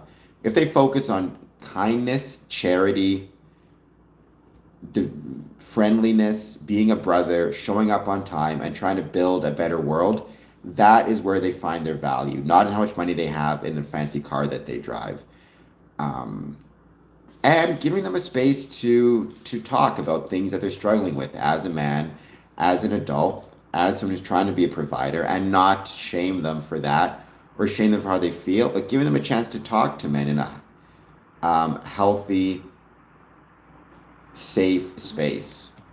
And also providing an actual physical third place again, right? We talk about this with, I think it was Robert Putnam in Bowling Alone. It used to be that if you were a man, you had, you had your work, you had your home, and then you needed to find a third space you could get to. It could be the bowling league, it could be the Masons, it could be the Elks, it could be a bar like Cheers. Um, it's a space where you can be yourself, not be focused on providing or giving to others, but simply be with people who support you and want to see you. In 2025, that third space has become online. It has become TikTok. It has become live streams. Um, and that's unfortunate that we have done those things. We have not focused on creating physical in-person third spaces or healthy online third spaces as well. I mean, some Hollywood movies maybe, but in my experience, that's not the case. I don't vote Democrat because I'm not, not American. Freemasonry is not political, though. There are many Freemasons who vote Democrat, and many Freemasons who vote Republican, and many Freemasons who may vote Libertarian, etc., etc.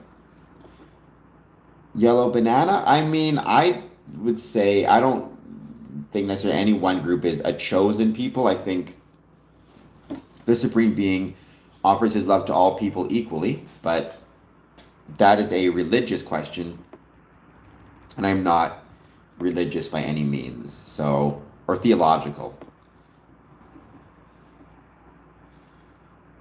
Everyone is a Mason without knowing it. I mean, everyone has the same desires as a Freemason, which is wanting to be part of the world, to be connected to others, to be kind, to be helped by others. That is absolutely everyone's Masonic idea, without a doubt. Masons are people, right? I would say Masons are people like everyone else, not the other way around.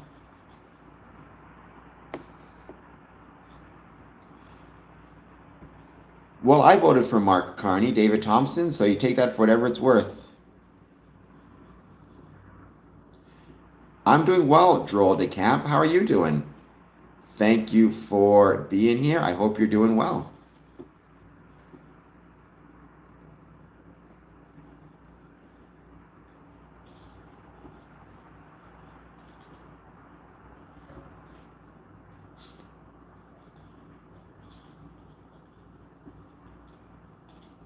Hello, Raw09875.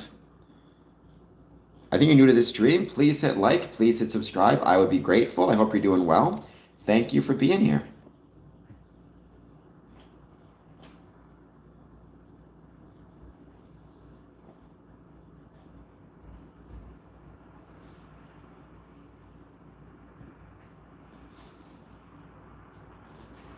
I'm not going to watch any movies today, but I did actually watch Project Hail Mary.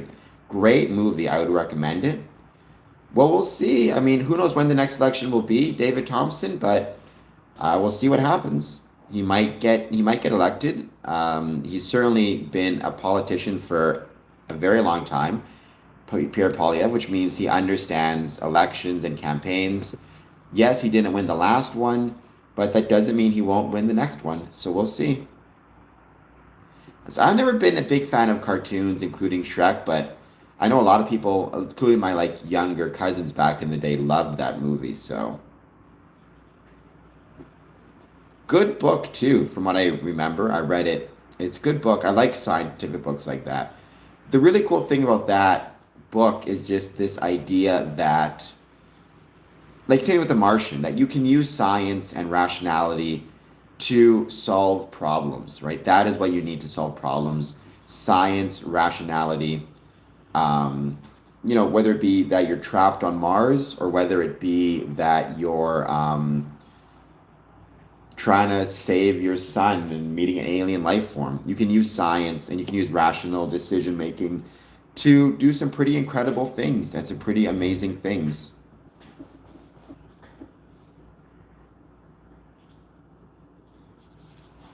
I mean, I have no issue with transgender movement per se.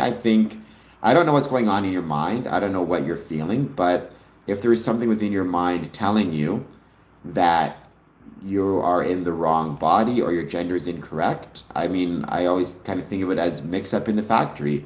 And I think of it as a medical situation that needs to be dealt with by your doctor and by your family, right? It's not my place to tell anybody what they should and shouldn't do with themselves, with their body. It is, however, within the realm of the doctor and the patient.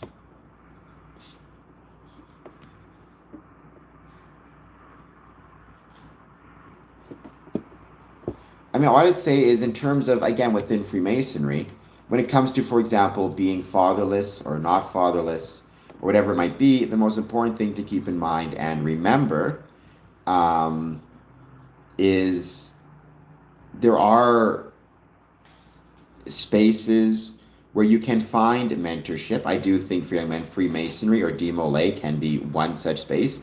In fact, the people involved in DMOLA are often called lodge dads. You see that also with um, Rainbow, right? For young girls who maybe don't have a father, they have the dads for the Rainbow group. There's also, however, Rainbow organization. There can be other places to find mentorship as well. Big Brothers, for example. I think Freemasonry can definitely help find and provide role models for individuals. And I think the benefit of that is obvious, which is they're less likely to fall into the manosphere once again. Yes, I do. 1130. I got some big choppers. Please hit like and subscribe. I mean, sometimes there is a necessity to join a gang, especially if the gang is running the neighborhood and you feel like you have no choice but for your safety. But that's again on Freemasonry to provide alternatives, to be more relevant. So,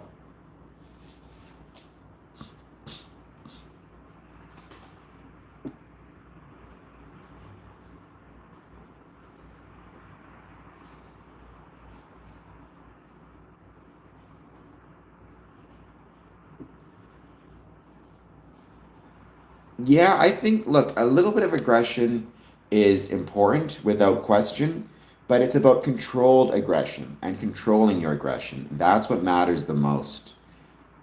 I hope you recommend this channel to every one of your friends, whether they're Jewish or otherwise, because I think it's great. But I think it's about controlled aggression and controlling that aggressive. I can get aggressive about Freemasonry because I love it, but I always try my best to control that aggression and use it for positive means. Real people need real people, Rainy Girl, is what I would say. So, the stream in general, we talk about Freemasonry and promote the ways it was and is relevant to the communities in which it's located. However, this stream in particular, we talked about the Louis Theroux documentary, The Manosphere, how it can apply to Freemasonry, or how the reduction in relevance within Freemasonry has opened a space up for the Manosphere.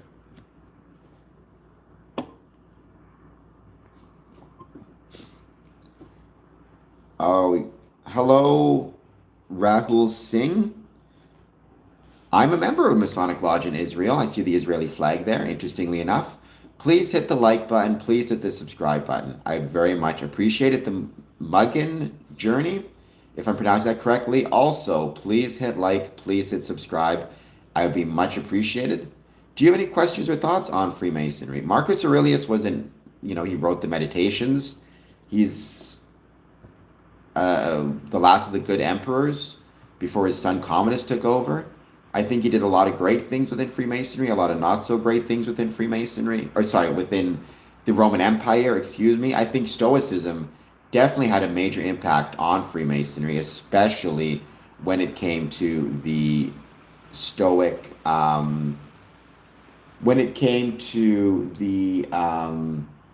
Stoic, I can't think of the word now, the Stoic virtues, which are a major part of Freemasonry and the emulation ritual. I love a lot of Marcus Aurelius quotes.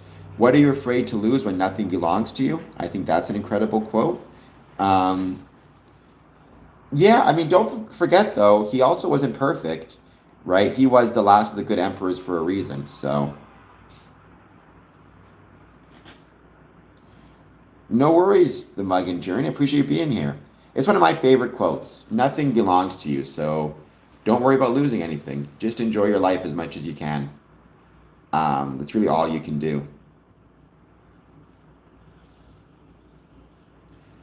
Yeah, that's absolutely true. He was famous for being relatively modest. Although I will say modesty is easier when you know that it's not something that is necessary, right?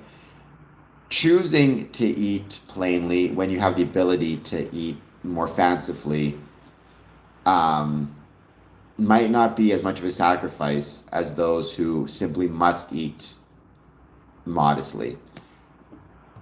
Because you know, right? Having a safety net makes a lot of sacrifice a lot easier.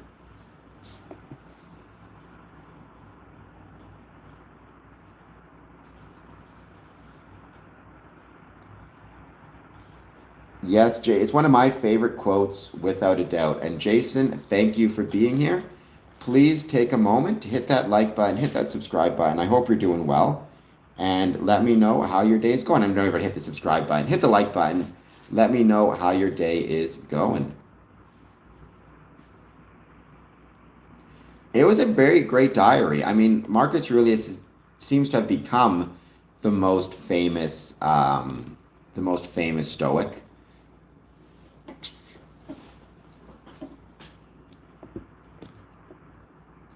And so I think that's thanks primarily to the meditations. It was also thanks to those who, whomever it is, takes the time to record it as well. Nice. Getting stuff done is always a good feeling. It's a good way to maintain control. I mean, Rahul, I hope you'll hit the like button and I hope you'll hit the subscribe button. I mean, what I would say is that's a political statement. Freemasonry is not political. Whether one supports the state of Israel or not is up to each individual to decide for themselves. But we are starting to see, and it's very frightening to see, attacks against, for example, the Jewish community. Um, in Metropolitan in London, there was an attack in North. Um, so Metropolitan Police said 4 ambulances belonging to the North London Hatsola Ambulance Service, which is a nonprofit, were set ablaze late Sunday night. It was 4 ambulances belonging to a Jewish community organization in North London. I've also heard of anti-Semitic attacks happening here in Canada, in Ontario. Knock it off. Gnosis, please hit like and subscribe. Gnosis is Greek for knowledge, so let's see how knowledgeable you are. That's a good question. I think the manosphere very often provides a simple answer to that, which is how much money is in your bank and how many girls you have around you and how nice is the car you drive. I think within Freemasonry, we provide a better answer. At least I would hope we would provide a better answer, which is it's about the way you contribute to the world and the way you make others feel. If you were, I mean, I don't know how much we are in control of ourselves. That's a very tough question. I don't know if you mean free will doesn't exist or if you mean we are simply the will through which we make decisions is very unknown even to us.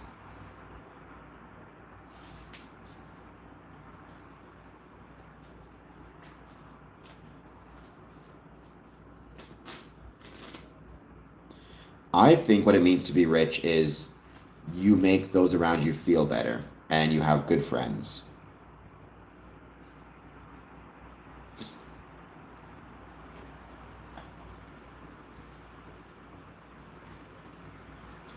I mean, I cannot imagine free will not existing. I do not know what that would look like because if you believe free will doesn't exist, then, for example, it is immoral to punish anybody for a criminal act, right? Because they're not acting of their own volition, they're not acting of their own free will. So why punish someone for a pretense?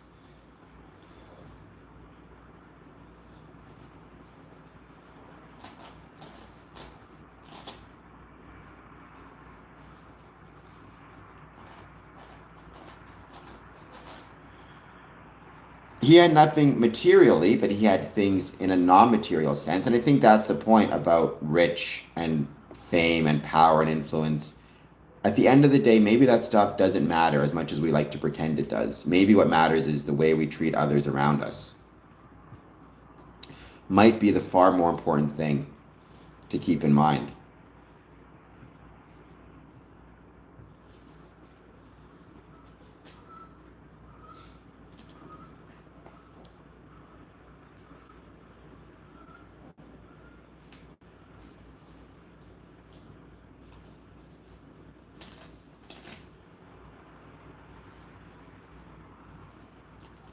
We are going to just keep hanging out, wait to see who joins. As always, hit like and subscribe.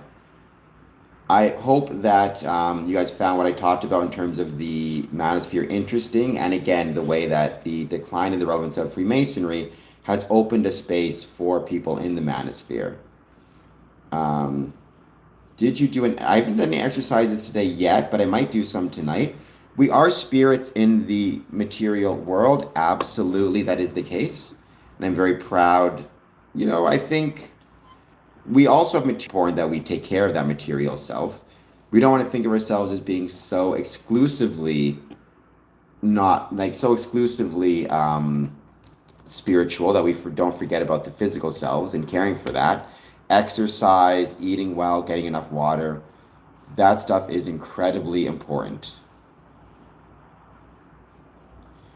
We should help each other, Apple Tree. I agree with that 100%.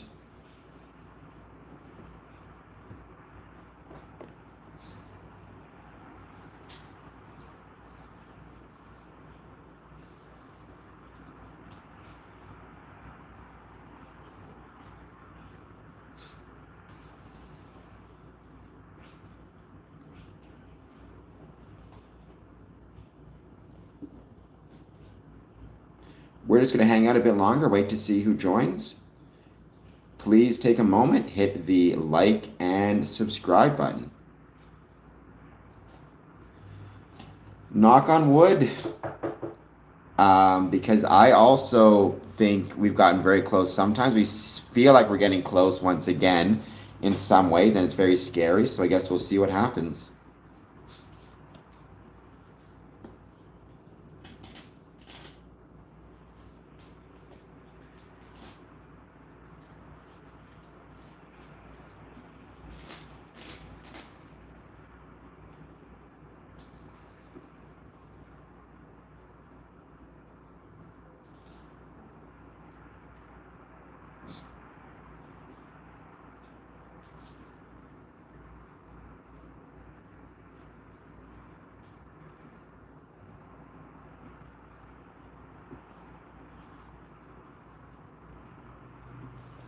We are going to keep hanging out, wait to see who joins. Please take a moment, hit that like and subscribe button. I'll be back on tonight. Now, normally I do my streams at 1 a.m., but I think I may do a stream a little bit earlier tonight. We shall see. And user, what type of exercises would you want me to do? Would you recommend?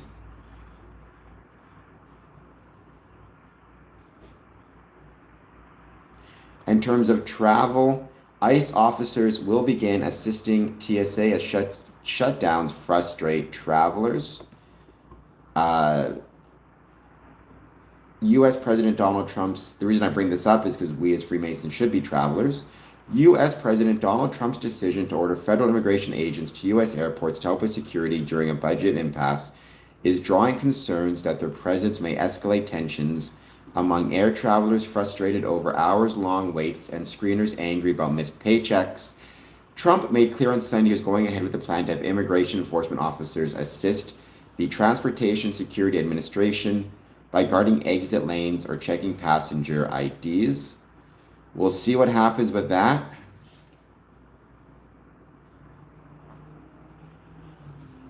But I have been seeing some images on X that seems as though it's not helping that much at the moment. And obviously, thoughts go out to LaGuardia Airport. Everybody hurt, injured, and killed, unfortunately, in the accident.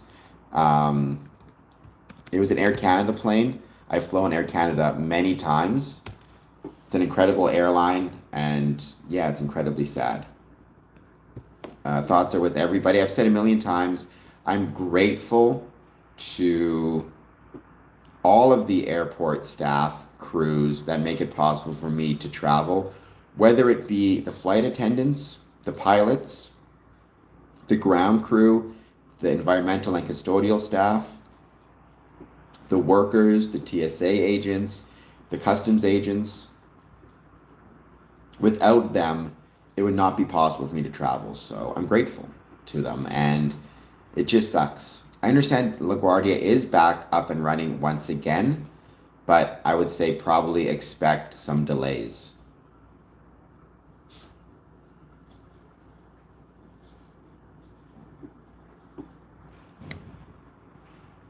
We're going to give it a bit more time, wait to see who joins. I will be back on. I got some work to do, so I'll be ending this stream relatively early, but I'll be back on tonight. You'll see me then.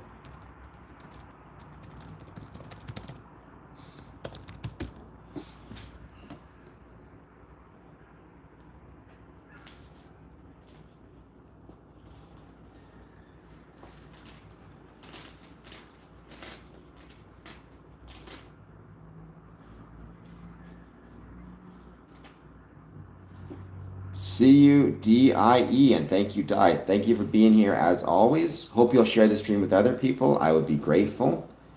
Leave some comments, leave some likes, all that good jazz.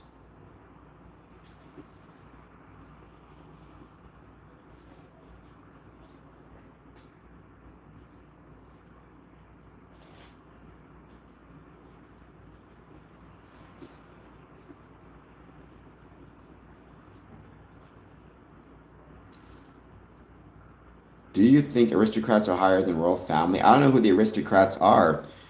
Prel. I mean, I think obviously, I mean, I don't even know what the pyramid is to which you refer. So, no.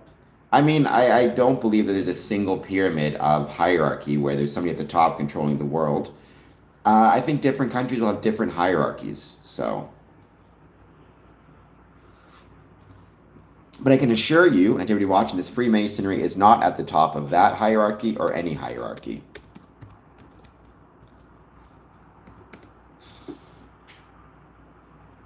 And Prel, please hit like, please hit subscribe. I would be grateful.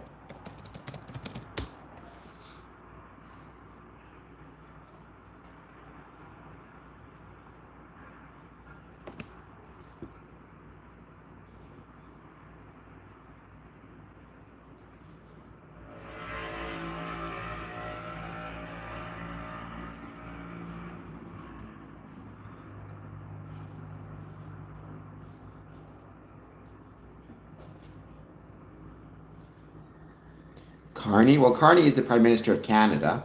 I don't think he's a joke. I think that's a bit harsh. I like him. I voted for him. We'll see what happens. Hello, Space Lagoon. How's it going? Thank you for being here.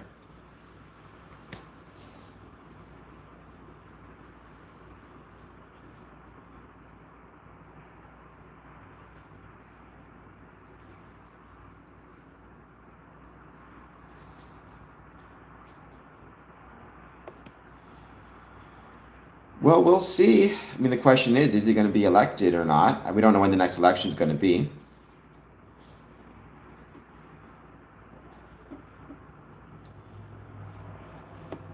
I mean, the European royal family, I think you're referring to what, King Charles?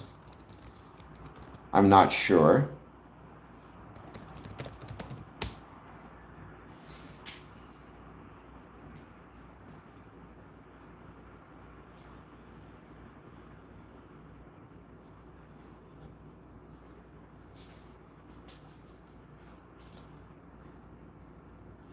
Am I exhausted? I'm always tired, but no, but I'm at that point in the stream where I'm just answering questions, just hanging out, just chatting.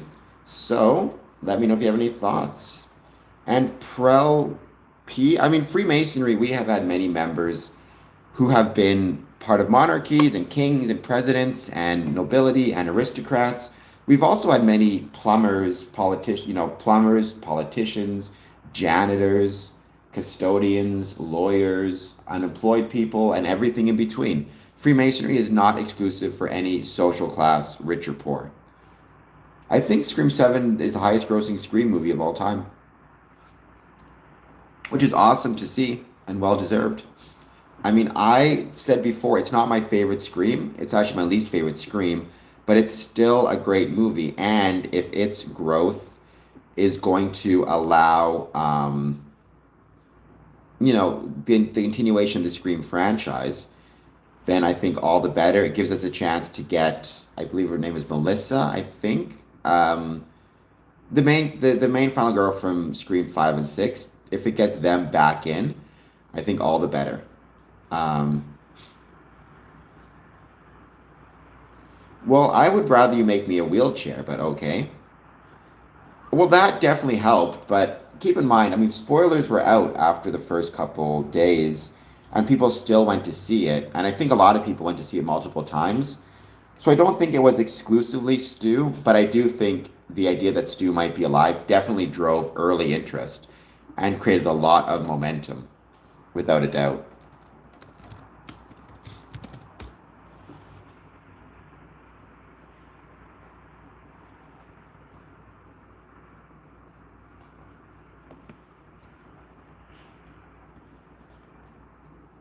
I think we're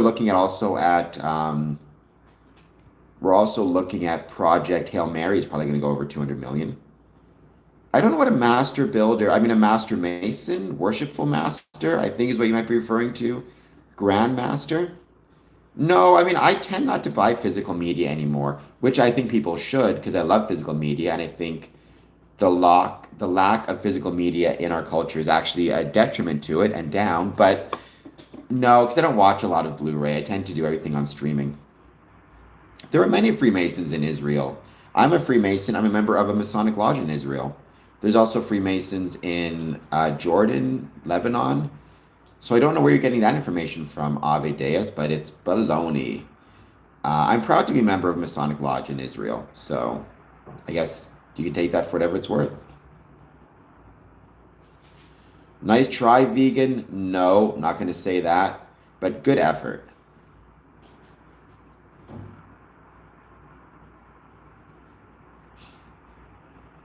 I would love to see Alien, the OG Alien in theaters. I think that would be incredible.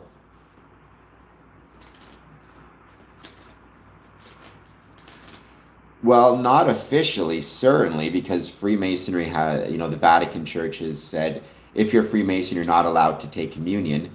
Now, it's certainly possible. I wouldn't be shocked if there had been, because I know many Catholic Freemasons. Could some of them have been Catholic and a Freemason and then maybe left Freemasonry to pursue higher ranks in the Catholic faith? Anything's possible. None, but would not say I've ever seen that confirmed. I have not watched Breaking Bad. I mean, I've watched episodes here and there, but it's been a long time since I've watched a full episode of Breaking Bad.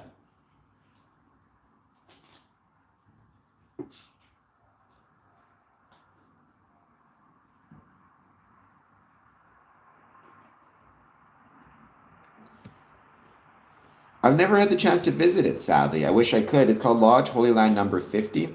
When I joined, there was already conflict in the Middle East. I guess when isn't there? And it hasn't stopped since, so it's not really a good time to visit.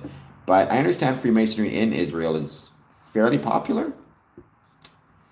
No, because Freemasonry is not religious. They have men of all different faiths, just like we do here. I'm an affiliate member, but that doesn't mean I have to visit it. That just means I can join. Some lodges will accept affiliations from out of jurisdiction. Um,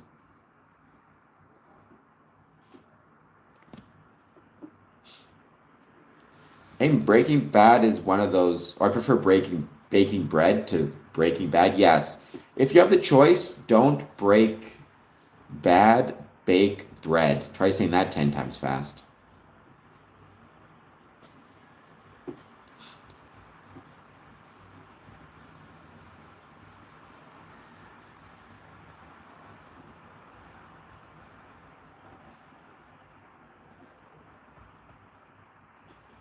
Lord of the Rings or Star Wars? Star Wars probably.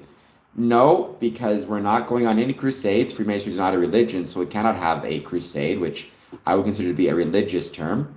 It is simply that Freemasonry does exist in the Middle East. Again, it also exists in Jordan, Lebanon, and on military bases. There's even the Grand Lodge of Iran in Exile, which meets out of uh, Los Angeles or California.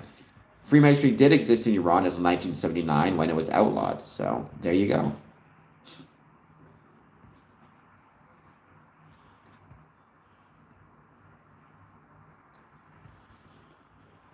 I hope not. I mean, I don't see any evidence that there's a P2 lodge in America. I don't even think it still exists in Italy, but it's not recognized. So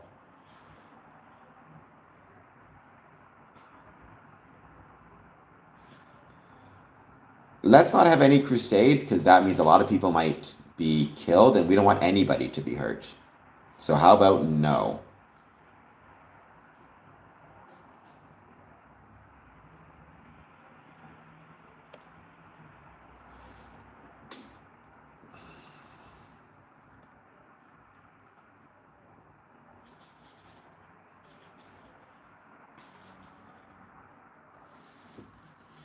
We're gonna give it another. I mean, at the end of the day, look, if people of any country wish to re-examine their faith, then that's great and no issue with that, but it shouldn't be forced on them, that's for sure, by a crusade or anything else.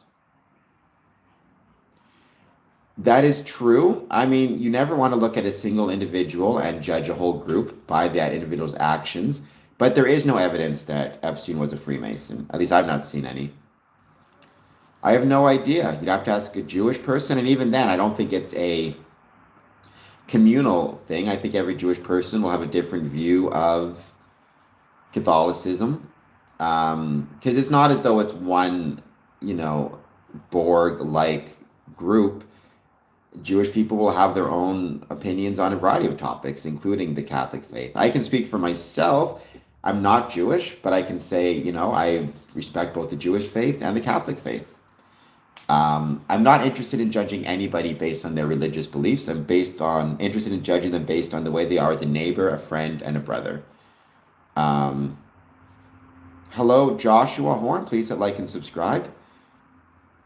Yes, we are just a bunch of, I wouldn't say I'm old, but we do wear funny hats sometimes, not all the time, like the fezzes.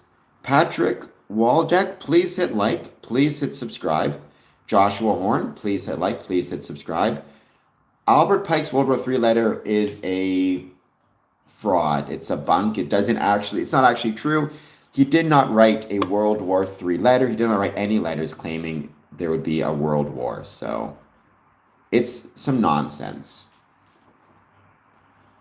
I mean, I'm always happy to accept anyone's blessings, Josh, and I'm grateful for them. Having said that, if you're asking me if I will, you know, convert or be of a different faith, the answer is no.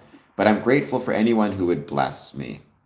Um, yeah, it was a fraud. He didn't actually write it, at least as to my knowledge. I've never read the letter myself, but all the things I've seen written about it indicate it's fraudulent. Which makes sense to me. Freemasonry is not about predicting the future, and Freemasons don't have some special powers to predict anything, past, present, or future.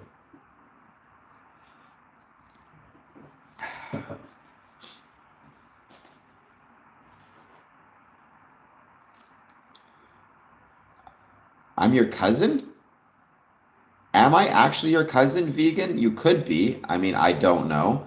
But I don't think you're my cousin because I feel like my cousin would have come on the stream and said, hey, I'm your cousin.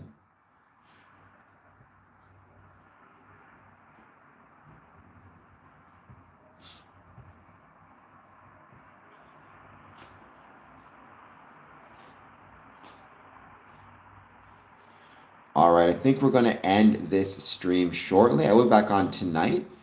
Don't forget, hit that like button and that subscribe button. We are at 3,746 subscribers, which means we're 4 away from 3,750 and 250 away from 4,000. I'm hoping we can get there soon.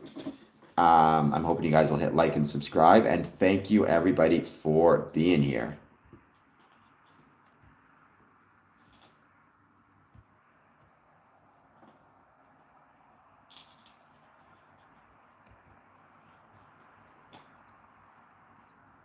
I just got on, Cam. Well, I can't stick around forever, but I do appreciate you being here. But I do have some work to do. I'll be back on tonight, at least that's my plan.